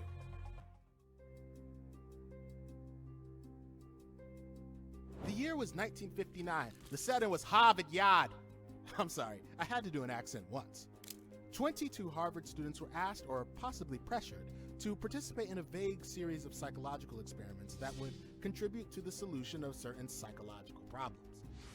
You don't have to be a Harvard grad to know that that description is kind of sketchy. The subjects were paid for their time, typically 2 hours a week. For step one of the experiment, they were instructed to write an essay about their life philosophy, and were told that they would be debating it with another student. Instead, they were straight up duped. These human guinea pigs were led into a brightly lit room, seated facing a one-way mirror. Through a hole in the wall, a camera was recording everything. Electrodes were attached to their bodies to measure their heart and respiratory rates. The students were then instructed to defend their personal life philosophy.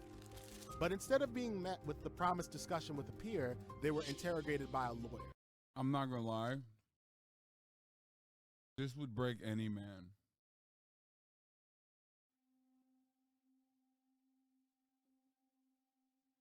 Like, this would break any fucking man. You don't even need to be like kind of a weirdo to be absolutely brain broken. He got literally debate lorded, dude. He got debate lorded into terrorism, which of course, once again, proves the point I make regularly, which is debate perverts are the biggest burden on society. It's not the Industrial Revolutions and its consequences on mankind. It's debate pervertry and its consequences on mankind.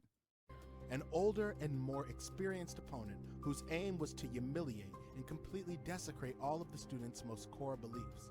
The interrogator prepared for each student by studying their essays, learning about their hopes and dreams with the aim of causing them to question everything they thought that they knew. The subjected students, who were given code names, described their helplessness during the experience as the verbal abuse continued. While 2 hours might not seem like the end of the world, over the course of 3 years, each student spent an average of 200 hours in a chair, which one student, codenamed Kringle, compared to being strapped into an electric chair. After interrogation, students were forced to watch themselves be berated, reliving the embarrassing ordeal all over again.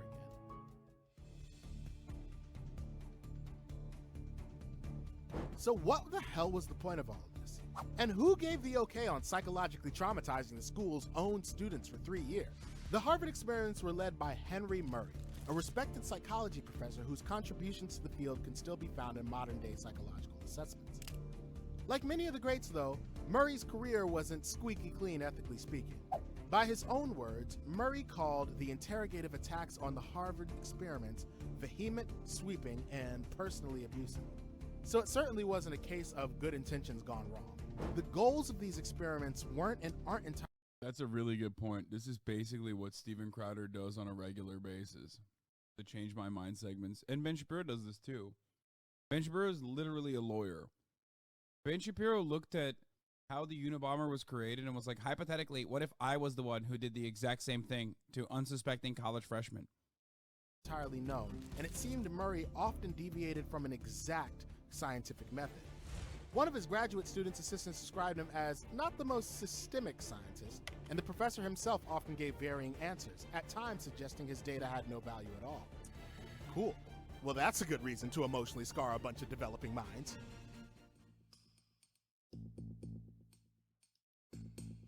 There's other experience from Murray's background, however, that suggests he wasn't conducting these experiments just for kicks. In World War II, he was part of an Office of Strategic Services, later known as the CIA. Oh, OSS guy, huh? Interesting.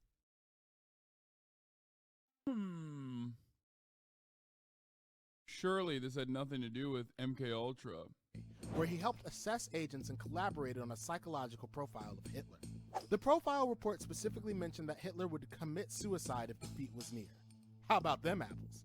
He also monitored military experiments on brainwashing. Get your tinfoil hats ready. A popular theory is that Murray's ties with the CIA continued post-World War II and into the Cold War.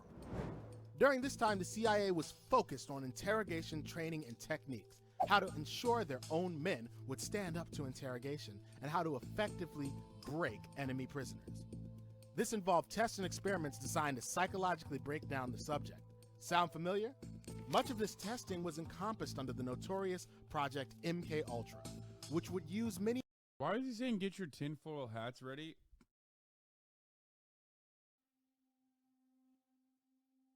Why is he saying get your tinfoil hats ready and then like talking about declassified information that is like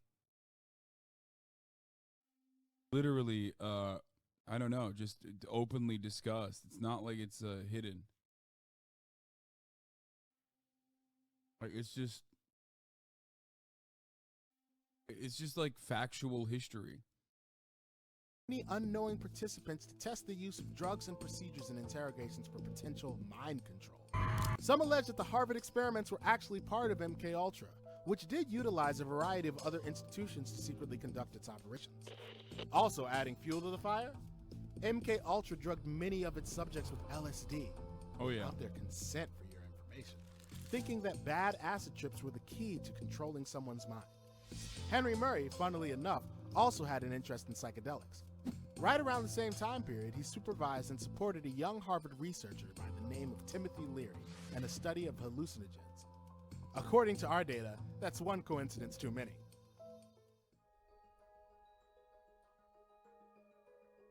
It's impossible to tell what lasting impact the Harvard experiments may have had on its subjects, but one went on to make history in a way that didn't exactly earn himself a spot in the Alumni Hall of Fame.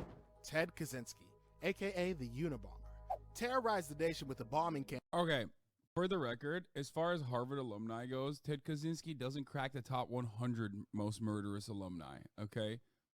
Like, you got presidents that have gone there, all right? You got like Secretary of States that have gone to Harvard. Get the fuck out of here. Motherfucker killed like 3 people and maimed like 16, okay? Those are actual rookie numbers for Harvard. It doesn't even crack. I'm willing to bet that it does not even fucking crack the top 1,000, I would say. As far as like Harvard's most prestigious alumni, oh my lord.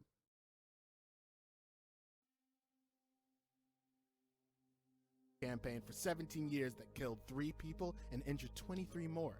Kaczynski at the time was living as a recluse in a cabin in the woods and used the bombs as a twisted way to draw attention to his anti-technology beliefs, which aren't actually so crazy compared to the methods he used to advertise them. But before the rap sheet, Ted was a young Harvard student, enrolling in the Ivy League school on a scholarship at just 16 years old.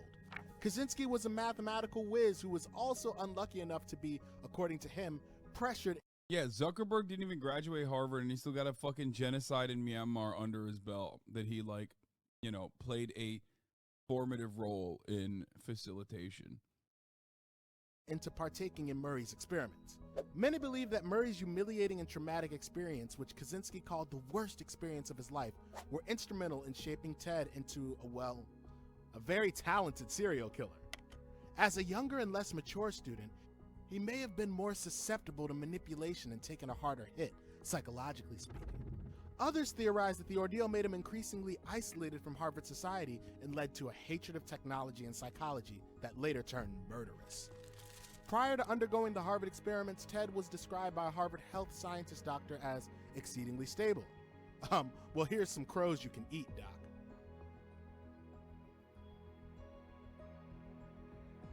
Although the methods of Murray's Harvard experiment seem stunningly unethical by today's standards, at the time they didn't really go against any research code of conduct. It wasn't until a whole bunch of other disturbing experiments occurred that the American Psychological Association instituted in-depth guidelines on research ethics and a review board. You know, disturbing experiments like the one where participants were made to believe that they had fatally electrocuted other participants. But that's another video for another day. Let us know in the comments what other deranged debacles from history you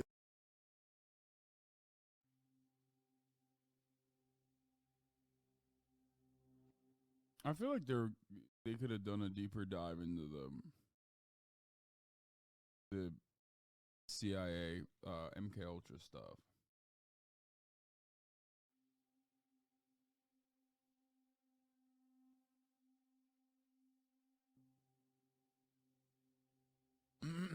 A young Harvard student took part in an experiment that turned the participants into wet pieces of bread doomed to defend billionaires till they die from a fatally gay Bud Light commercial. That student's name, Ben Shapiro. Please pray for him. What is this?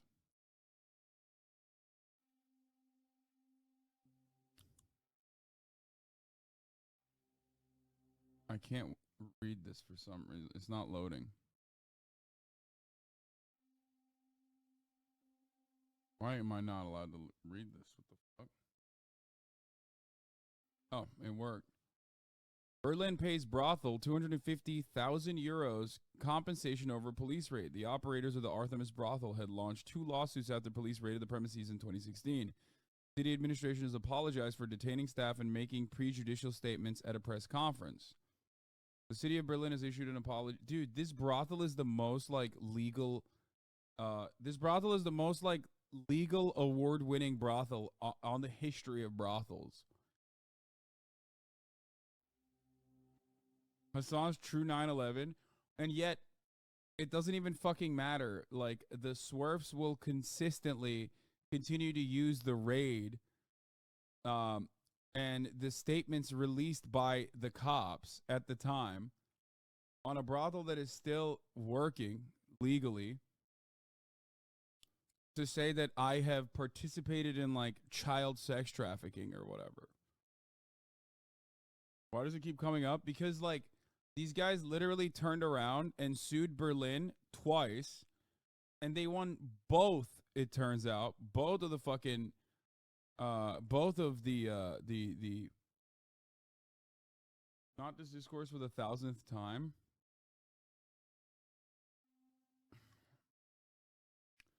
They won 2 lawsuits against the city of Berlin. One for wrongful detention, another for defamation. Hundreds of police raided the Artemis sauna and brothel near West Kreuz in 2016, detaining several. The irony is, I have no interest in defending this fucking brothel. Dwarfs are so obsessed with the discourse they created. Yeah. The irony is, I have no interest in defending this brothel. I went to a fucking I went to this brothel. Like, what? Almost, not 10 years, but like many, many years prior to this fucking, in like, I guess 2010? 6 years before it got raided by cops. At the age of like 19. 13 years ago now. I brought it up, and I had brought it up many, many times over, by the way, of course, as I talk about sex work and you know, sex workers in general. And the brothel got raided by cops. It's a legal brothel. I had talked about it so many times over, but Swerves basically took it the last time I talked about it and elevated it to the point of discourse and bastardized this until it was completely unrecognizable from the truth, as they claimed that I was going to a brothel where like children were being sex trafficked, and I had somehow done it myself, actually. It never ended. They still do it every time. Every time, like, depending on which Twitter circle I pop off in, they literally will point to this, and they say the most psychotic shit about it.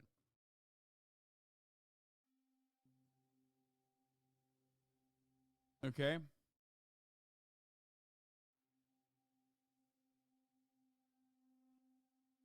Which is ridiculous. It's completely unhinged. It's funny, those Swerves never talk about Kickstreamer gloating about rape or shit actually fucked up. Like, it's about them not... It's like, it's about them not people being hurt. Yeah.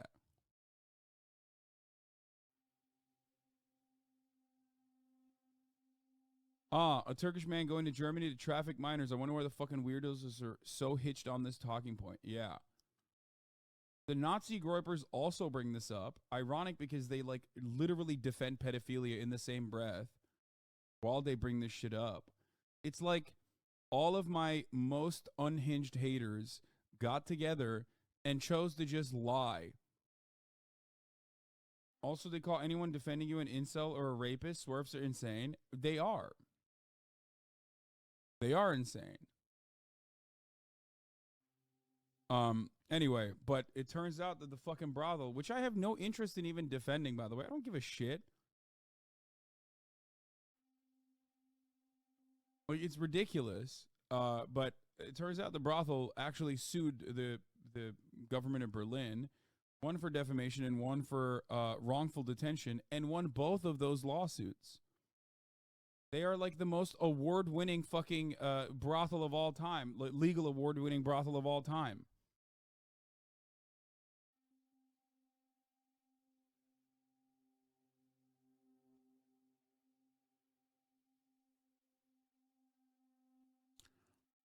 The state of Berlin apologized for the pretrial detention and the considerable disadvantages suffered by those accused at a time. As a result of the search, the pretrial detention, the indictment, and the statements made by the public prosecutor's office, the city's judicial administration said in a statement on Friday. A years-long legal battle. Last December, the Berlin Court of Appeal ruled that the comments made by public prosecutor's office at a press conference were prejudicial, exaggerated, lurid, and culpably in breach of official duties. It ordered the city administration to pay 100,000 euros in damages. But the operators had also launched a second lawsuit for wrongful detention and demanded a considerably higher amount, according to the city's judicial administration. The apology and 250,000 euros in compensation were a part of the settlement reached by the city and the brothel operators. The case is now closed. The operator's lawyer, Margaret Grafin von Galen, said the statement was a good signal to restore confidence in the rule of law. They claim they will use the cash to compensate the female employees who were detained at the time and will donate the remainder to charity.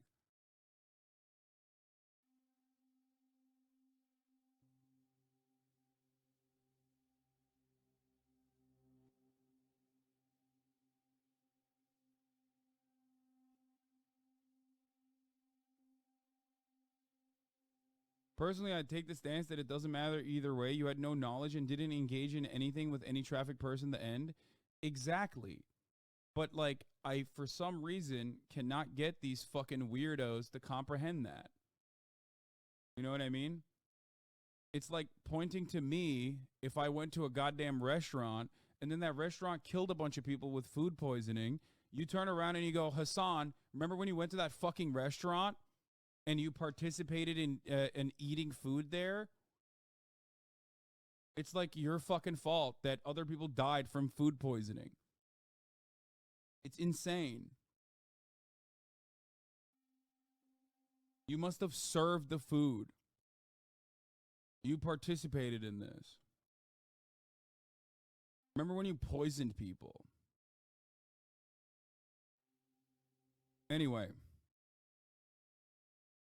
It just sucks because all of those people are so insane.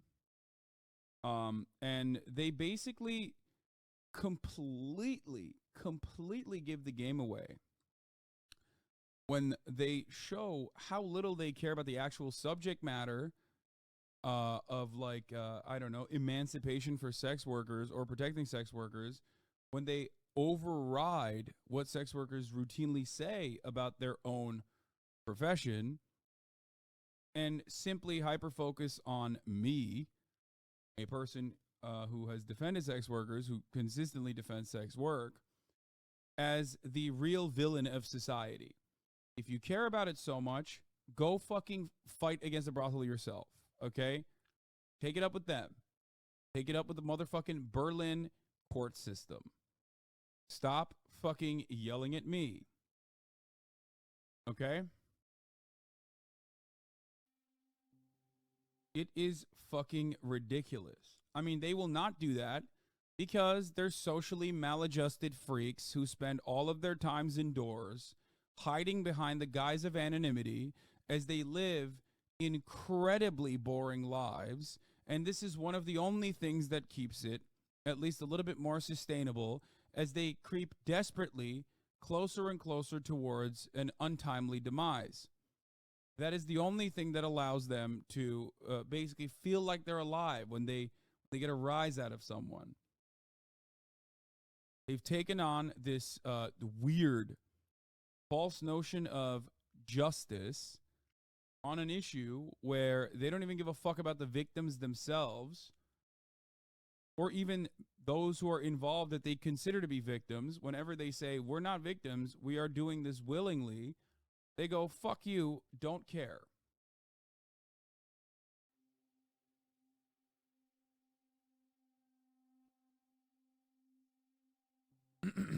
Once you get to know a sex worker, it becomes a lot less exploitative of an industry in terms of their choice in the matter. Yeah. And also, this isn't the only thing. You are correct about this.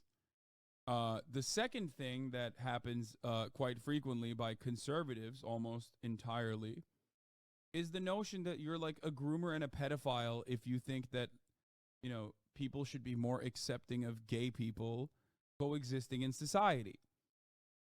This is what our, you know, state of contemporary political discourse has turned into. It's insane to me. It's insane to me that that is so commonplace, because where else can you go? Where else can you go? The amount of people that have compared me to Andrew Tate because I went to a brothel that literally won two, not one, but two court cases against the fucking government that falsely claimed that they were doing sex trafficking, when in fact it was literally just tax evasion, and not that, from what I understand. Like, the idea that every kind of argument basically fucking turns into, oh, you're a groomer, blows my mind, okay? You can't do anything with that. It's over at that point. You're talking to an unhinged psychopath. Did someone bring this up again, or is it just new info came out? New information came out 14 hours ago.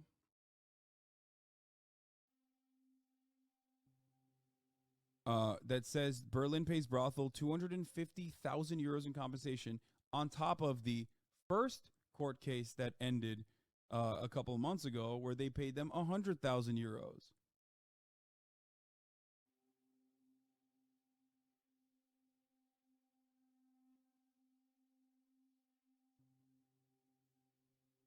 Now Chad can stop complaining about relitigation.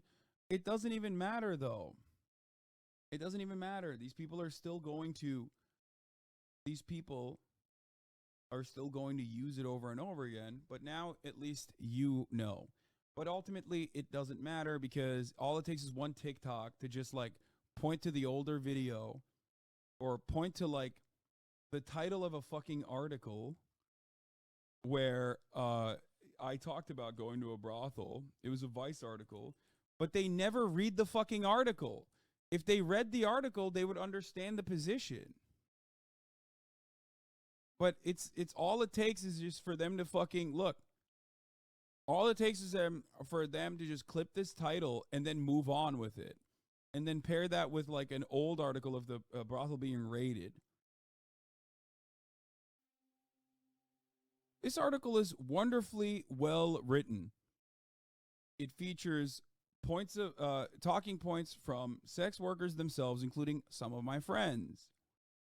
And yet, freaks, absolute fucking brain-broken freaks, have so consistently, over the course of the past 2 years, consistently used this title to say, Hasan, you're a fucking rapist, child sex trafficker.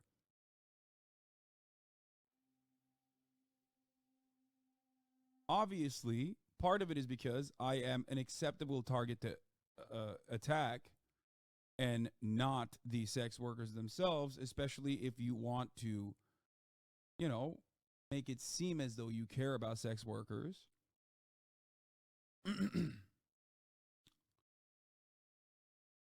Okay? They want to come across like they're actually sympathetic to sex workers, and that's the reason why they want to abolish the entire industry.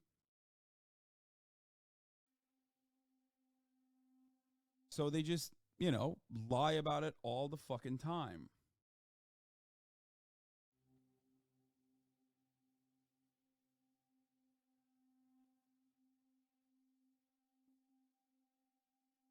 But of course, we can't do anything. Our community got cooked on the timeline. No, we didn't. Our community didn't get cooked on the timeline. And shit like this is only a further continuation, which, by the way, I think I replied very well to that. But shit like this is only a continuation of the fuck Hasan narrative popping off on Twitter. It pops off on Twitter because of the deliberate, targeted, diligent, consistent efforts of absolute fucking monsters routinely lying about shit that ties back to my own personal convictions. Okay?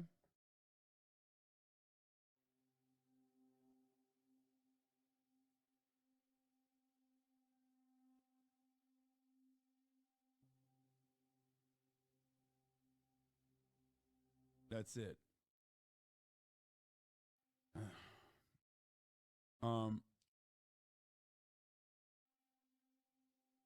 That is why there is a very real space for like Hasan fucking sucks type narratives. Doesn't matter how much money this community raises, doesn't matter how much good we do, it doesn't matter. People are never going to listen to my words. They're only going to fucking think, oh, Hasan, that guy, that's the chair streamer, fucking went to a brothel, and he is a groomer LGBT advocate, fucking serves top of the hour ad breaks. That's all he does. I will say that the fuck Hasan movement has picked up steam again in the past couple of months, and for no reason too. It came out of nowhere, considering Kira was a Hasanabi head not that long ago. He still is. He follows me on his fucking alt, but Kira doesn't care about anything. He just cares about Twitter likes. A lot of these people don't have any personal convictions. They just care about Twitter likes. So that's why they're doing it.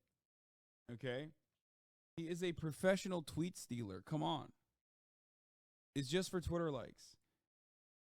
But the reason why the Fuck Hasan movement has picked up steam again is because of two different reasons. One, post-pandemic, everybody fucking despises who they were during the pandemic. And part of who they were was watching a fuck ton of Twitch streams, okay? And streamers in general. So I think that Twitch, if we're going to look at it as like a larger snapshot, which, by the way, I'm serving the top of the hour ad break. If you no longer want to see them, all you need to do is subscribe, which you can do for $5 or free with the Twitch Prime, or by getting gifted a sub. So that basically is one of the reasons why so many people humor coming is because your own peers like your rage don't even back you up when his chat eats your ass. No, a lot of content creators are fucking cowards. That's the reason why nobody does that. And your rage is actually one of the only fucking content creators in this space that I'm not like super familiar with or super close to that does actually defend me against this chat regularly.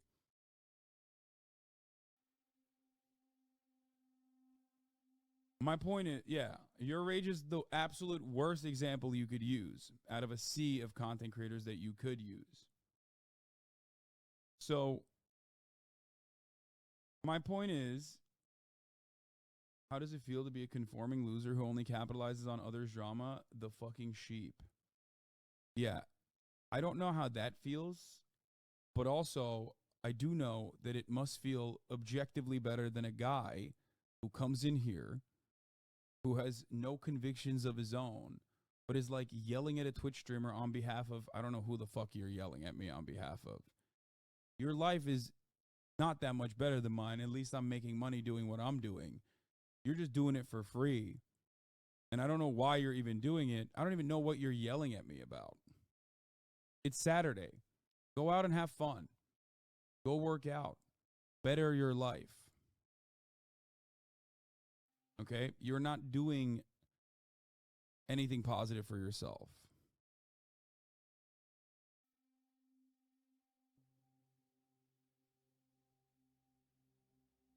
Anyway.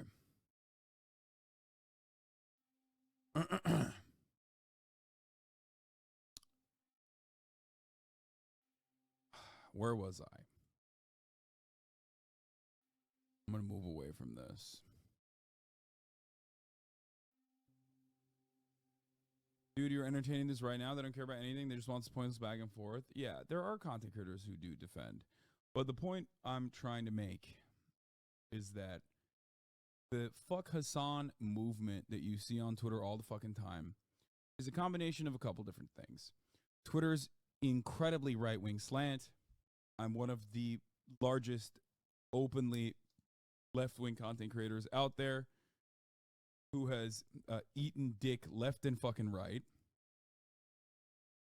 from the usual suspects that absolutely despise left-wing content creators.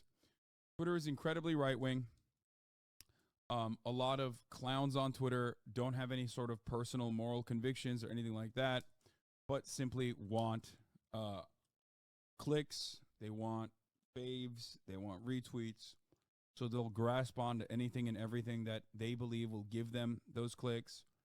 They should be embarrassed for doing such a thing, but they're not.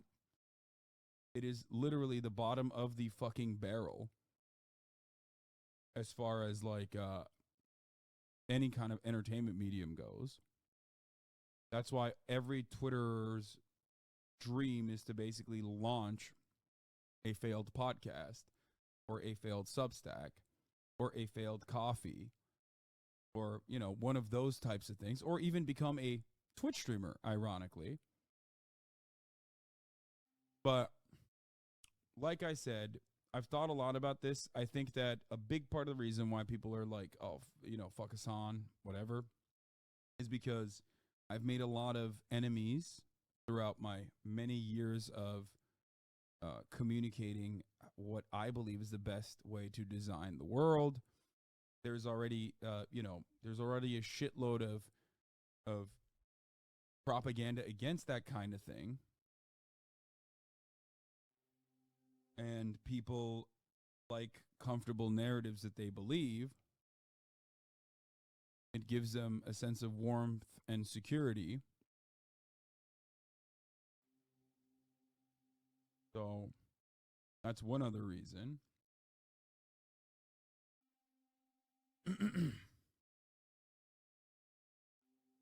Hey man, you're someone who dishes it out. You don't pretend to respect the big right-wing guys or right-wing ideology, so you piss a lot of people off, but that's not a bad thing.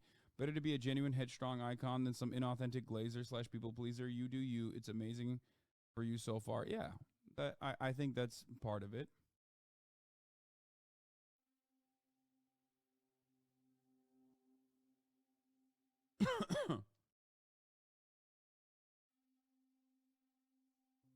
Keep fighting these fucking losers. A lot of people are, but you are the one who gets in their heads the most. Just keep spreading the good message and have faith that you're changing minds every time one of these losers sends more eyeballs your way. That's what keeps me going.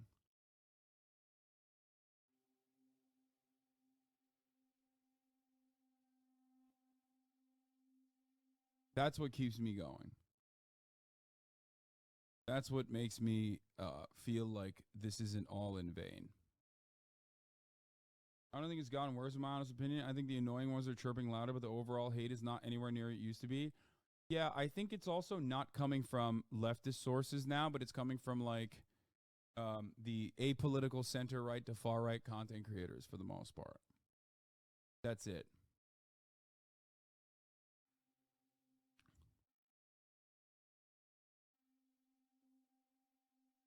Because like anytime I get like anytime I'm catching strays or get a lot of heat, it usually is because someone wants to make a name for themselves and they know that there's like a little bit of there's going to be some clout to be gained. But again, something that's really important is only 20% of Americans use Twitter.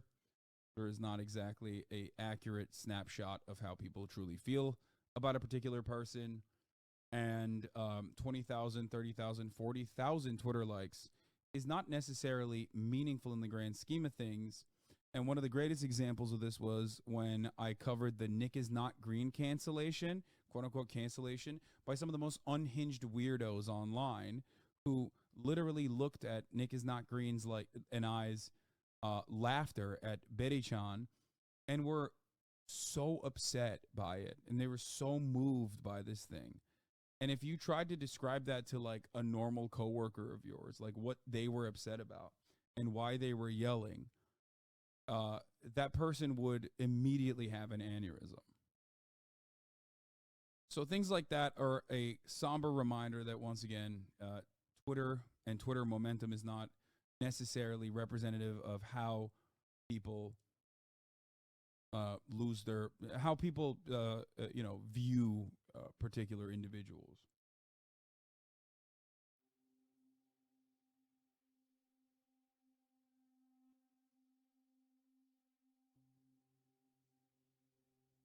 Yeah, if Twitter likes were correlated with real life, Bernie Sanders would be president. You're right. Anyway.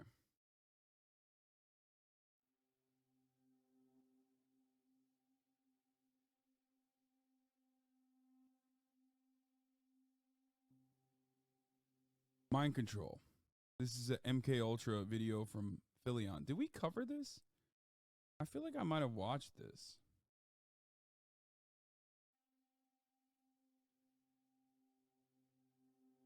Pretty sure I did.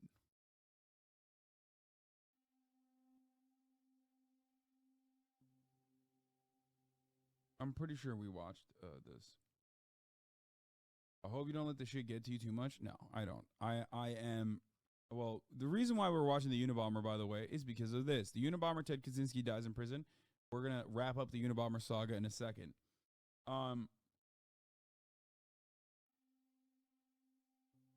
I was going to say, for those of you who are wondering, oh, it gets to you. Clearly you do. I don't think you'll, and they know you'll bite every time I talk about it for an hour on stream. Clearly you do. You will probably, fortunately, or maybe unfortunately for you, like I am a very fortunate, very lucky person, but you will never understand that. You won't.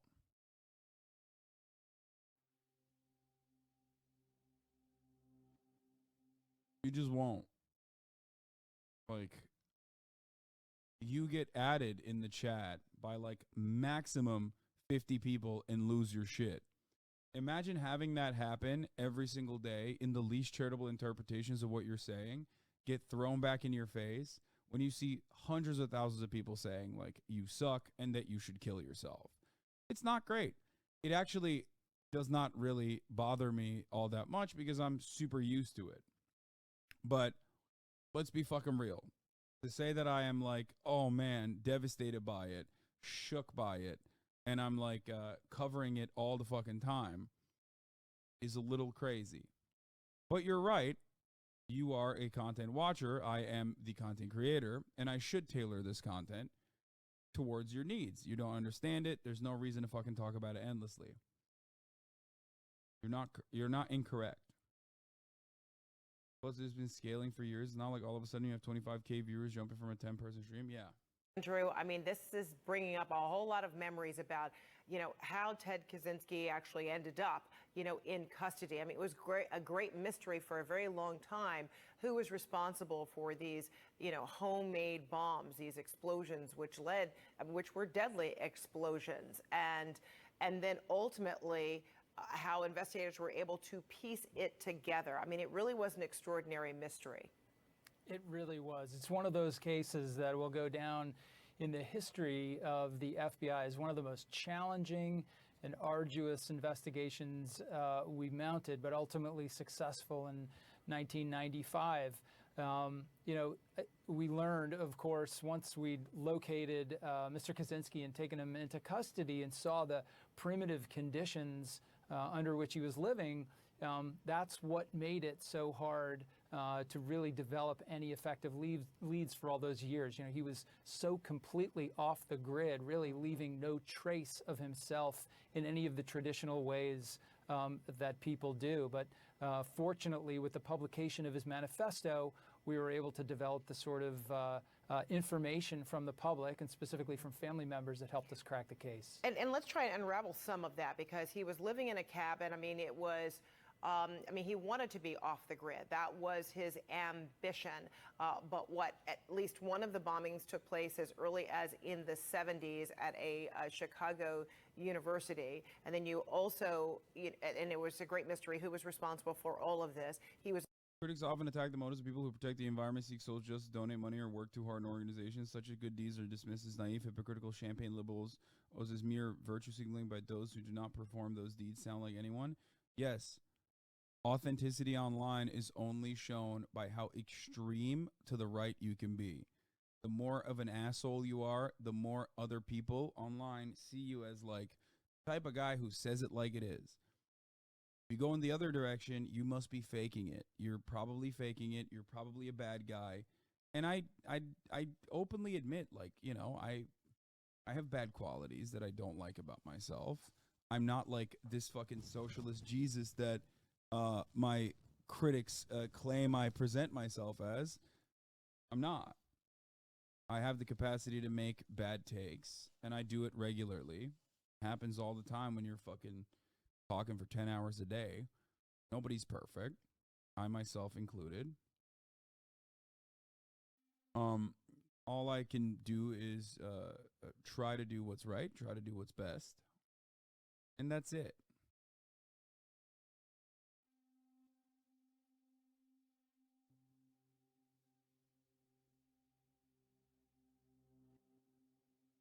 But usually, there's a couple different ways that people experience shit. Like, you can't be even remotely cringe, and also simultaneously, you can't try. You can't try to do anything.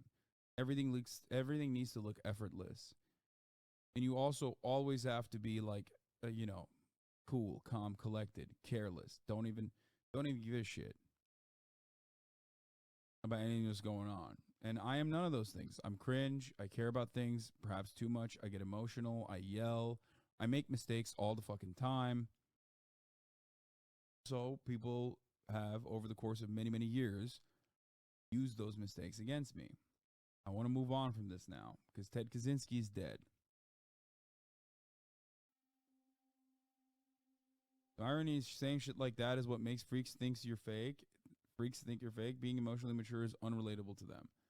Yeah, I don't know what to do about it. You just gotta fucking keep your head down and keep striking away at it. Okay? It is what it is.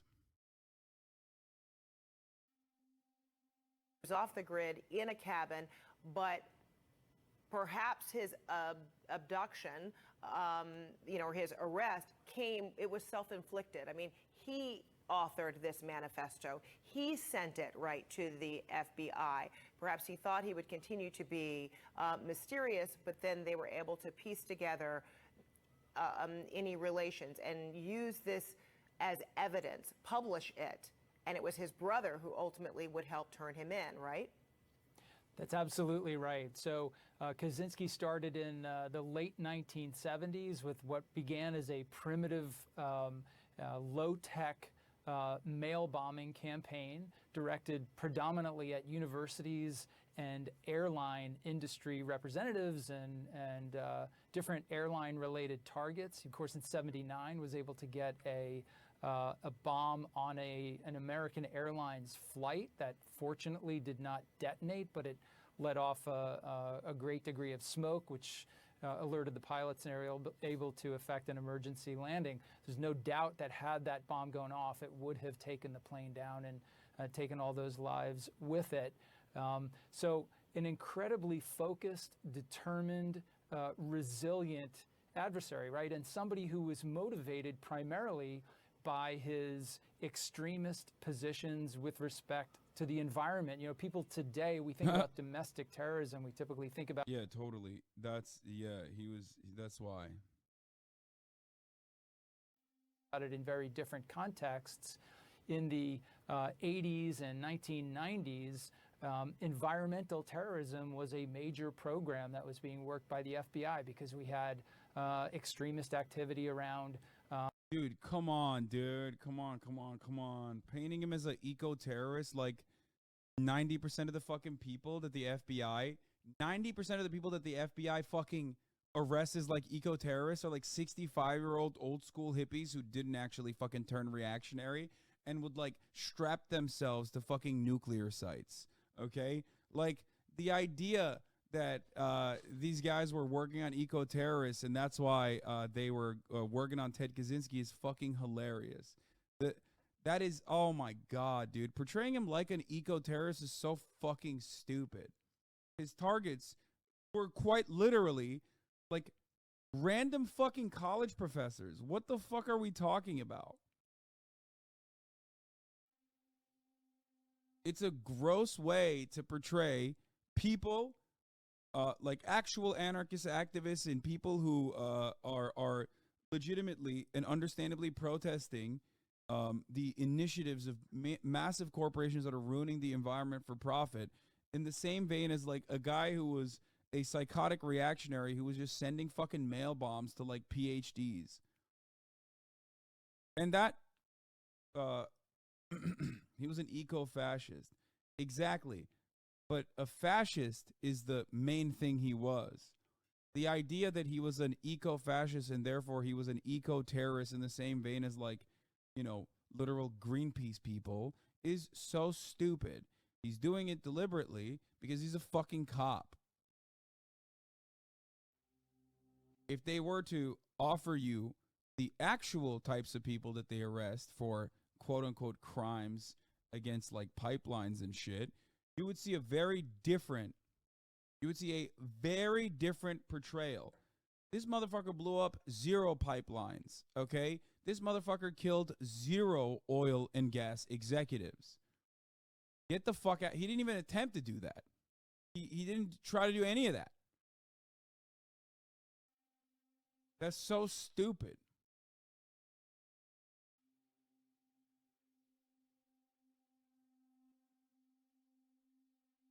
People who objected to environmental development, and Kaczynski was really kind of at the forefront of those thoughts. Not that he was a member of a group, but at the forefront of that ideology, and he pursued this bombing campaign as a way of striking back against technological advancement, which he believed was damaging the environment in ways that needed to be stopped. Are you able to share with us some of the concerns that the FBI, that the Attorney General at the time, Janet Reno, had about whether they share this manifesto with the public, whether it would be used as an instrument, to further or agitate, threats against the U.S., domestic terrorism, and at the same time, what they were contemplating as to how it could ultimately be a tool to help capture the Unabomber? Sure, I'm aware of those deliberations and those concerns only from the same way that, you and your viewers are, from understanding the history of it. I actually came into the Bureau in 1996, so it was right as the case was kind of coming to its close. Nevertheless, having been in many high-level meetings with attorneys general and FBI directors around these things, I can only imagine the way that each possible impact of the causes of action that they were considering. Ted focused on educators who he saw as furthering industrial civilization through education. Come on, dude. I think he was just fucking unhinged. I mean, the court found him to be mentally ill. And yes, I think he was mentally ill. The ideology was all over the fucking place. We just covered it for the past 2-3 hours. It was just saying some random shit. He was an unhinged, random psychopath. Tried to put together a cohesive ideology. Look into who the victims were. Chatter isn't wrong.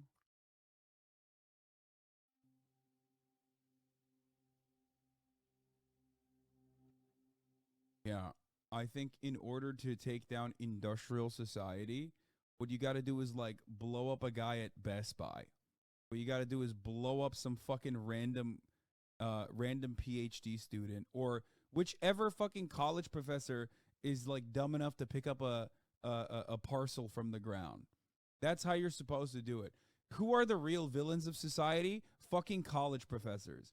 Any supposed quote unquote leftist in this fucking community of all communities that unironically believes that fucking college professors have a fraction of power. And I don't mean college professors turned lobbyists, turned fucking guys who work in the Obama or Trump administration. I'm talking just straight up college professors who are still at college. You think those guys have any fucking power? How are you any different than the regular old Fox News watching 45-year-old divorced dad, HVAC business owner, reactionary, who unironically channels that exact same conspiracy through their lives every fucking day? They take it one step further. They also say, you know who holds all the power?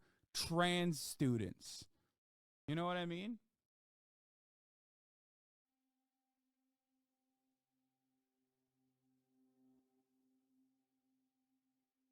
Doing it wrong equals not true. Got it? I mean, where is the consistent, coherent narrative throughout, what he is even stating? There is none. His targets don't make sense. There is no clear-cut, cohesive narrative in his ideology. Ultimately, if it doesn't make any sense whatsoever, then it's and he's objectively insane. At a certain point, you have to realize, why the fuck am I trying so desperately to look at a dude whose manifesto was supposed to open up the eyes of millions of people, and it didn't at the time, and now you're looking at it many, many years later, okay, and his inherently contradictory ideology is somehow, I don't know, makes sense to you? That says more about you than him, to be honest.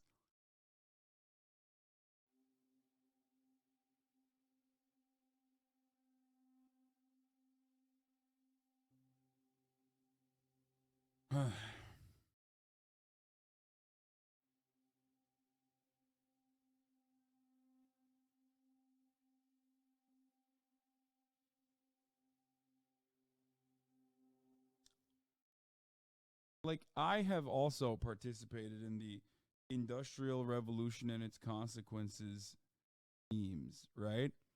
I've done that too. I've shown my fair share of, like, I don't know, oil tankers sinking and, you know, nuclear power plants falling apart. I've shown you this many times.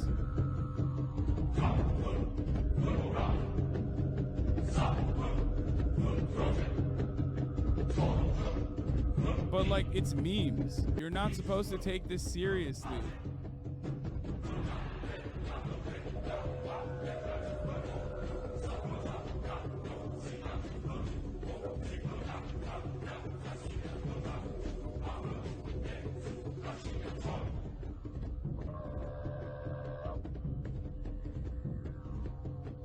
Like, you're not supposed to look at this and go, you're not supposed to look at this and have an afterthought that is anything beyond, haha, that's funny.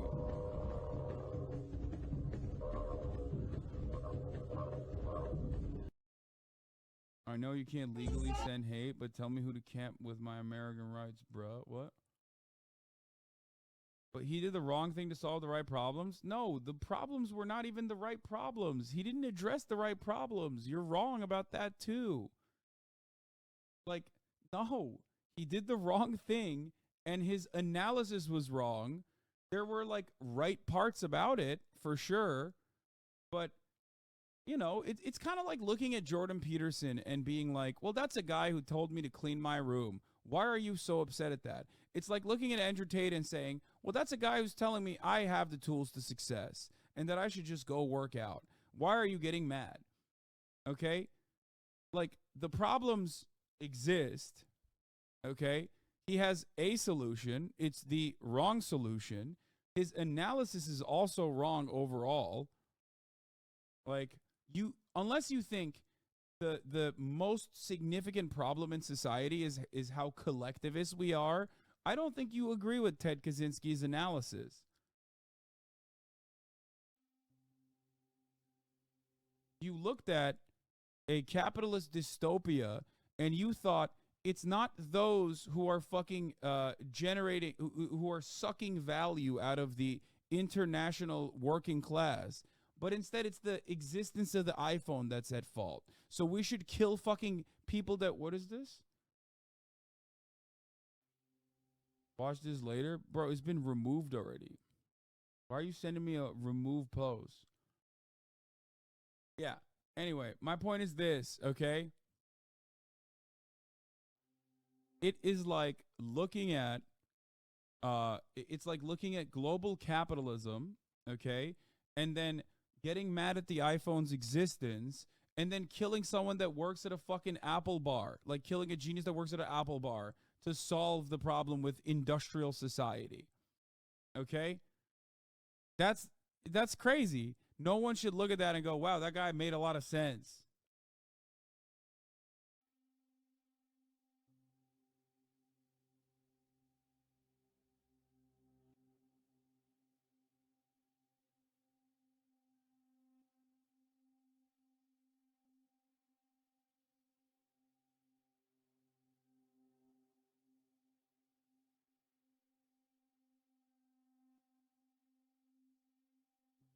Anyway.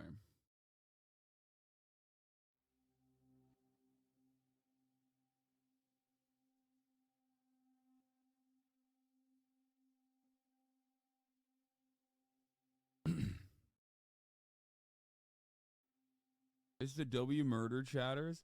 Like, when I shit on industrial revolution or industrial society, I'm mostly joking. I love technology. I'm a Twitch streamer. You know what I mean? I would not exist. My job, my career, okay, would not be real without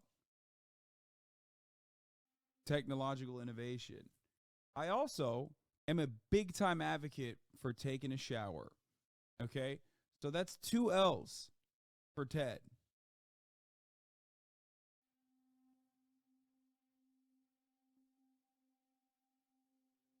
So, not a big fan of his ideas and what he represents beyond just like memeing about how certain externalities caused by the Industrial Revolution do bother me. Okay? Considering was micro-analyzed to understand, are we making this issue worse if we give this person a platform, if we allow him to put his ideology out there, if it has an inspirational effect on other like-minded people, we could actually essentially be doing his job for him. On the other hand, and as I understand, Attorney General Janet Reno argued pretty strenuously that this was our best shot of kind of shaking the tree, as it were, to try to identify the author of the manifesto. And that, to her credit, is exactly how it worked out.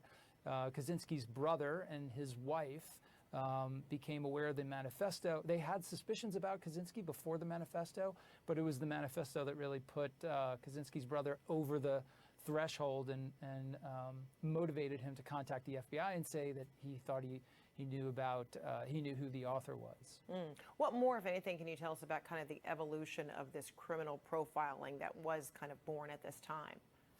So that's become a mainstay of the FBI. As you know, it's frequently captured in lore about the Bureau and movies and TV series, things like that. But it's become one of the most relied upon assets in these particularly hard cases, cold cases, bombing campaign like this one, multiple homicide cases that you believe are linked to the same perpetrator, when investigators have really expended their well of effective leads based on forensics and crime scene evidence and things like that, they often turn to the behavioral scientists, the folks at what we call BAU, the Behavioral Sciences Unit, to try to assist in guiding them towards, if not specific people, populations of people that they should consider as possibly being,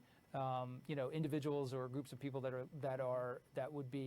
could be involved in that sort of activity. It is truly a dark science, not something that I ever did when I was in the Bureau, but I have great respect for the men and women who do that every day.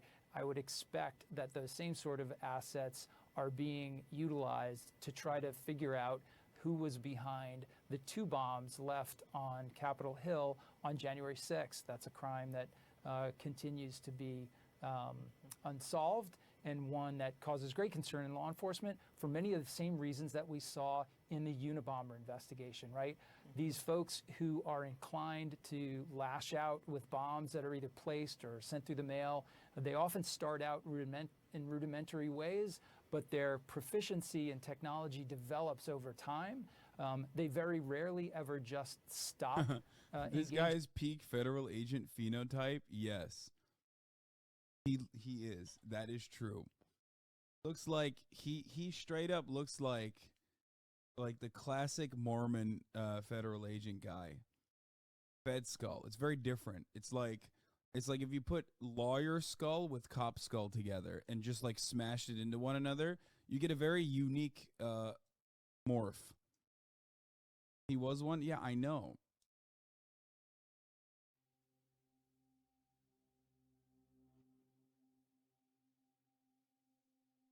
In these sorts of bombing campaigns, they very frequently come back to them time and time again. So that is a case that I'm sure is taking a lot of FBI attention right now.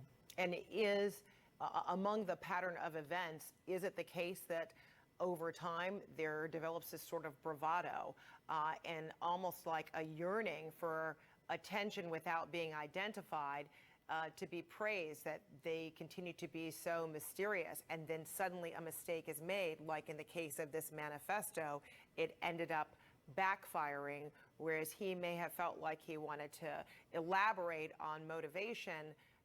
That, in the end, is how they ended up getting him, in part.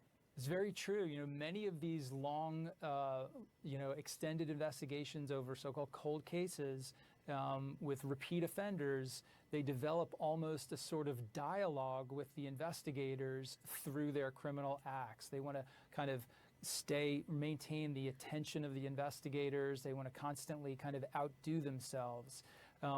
It's a real catch-22 for law enforcement and for investigators. Every time they reach out through making contact or communications or engage in another criminal act, you have the opportunity of developing the clue or the investigative lead that could lead you to their apprehension.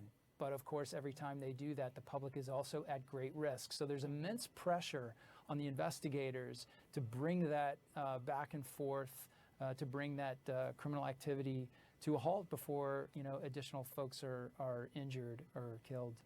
So still unclear the cause of death, but he was 81. He apparently was moved recently within the past year from a facility in Colorado, federal facility in Colorado, to North Carolina for health reasons. How important will it be to publicly reveal the ultimate cause of death? I think it's always important for the government to be transparent about what happens in the detention facilities.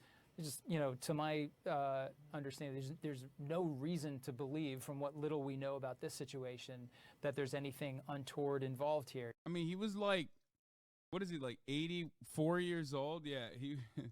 I feel like, come on, is it 81 or 84? Oh, it's 81 on the fucking screen right there. Yeah, I think it makes sense when you're 81 years old and you die. It's not like, wow, this guy sure had an untimely demise, or that he had some secrets and the government came after him. Just like nothing happened to Epstein in prison, Jeffrey Epstein literally did have secrets and also wasn't old and had already gone to prison and did not kill himself at all.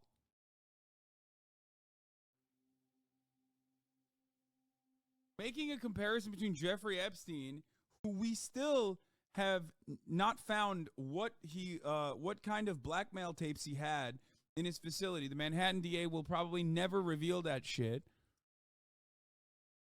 Who was connected to like literally all of the world's powerful, wealthy individuals who died under incredibly suspicious circumstances, and the footage was mysteriously deleted. The security camera footage was mysteriously deleted from his cell block.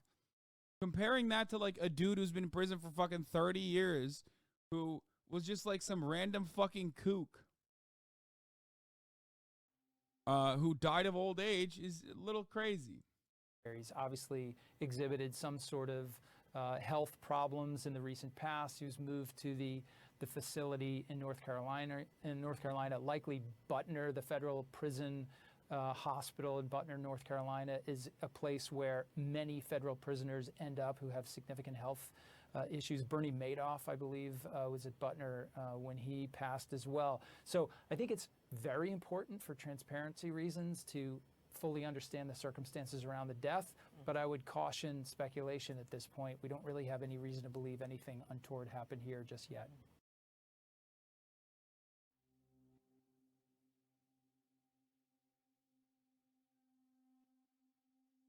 Hey, you typed Kaczynski wrong. I don't care. I don't care. I feel like we've covered Kaczynski enough. Turns out China has been spying on us, apparently, by way of Cuba. On Saturday, an administration official clarified by saying that the Chinese base in Cuba has already been established, noting that it didn't happen on their watch. China has been spying on the United States from a base in Cuba, a Biden administration official said on Saturday, claiming that this is an issue that the administration inherently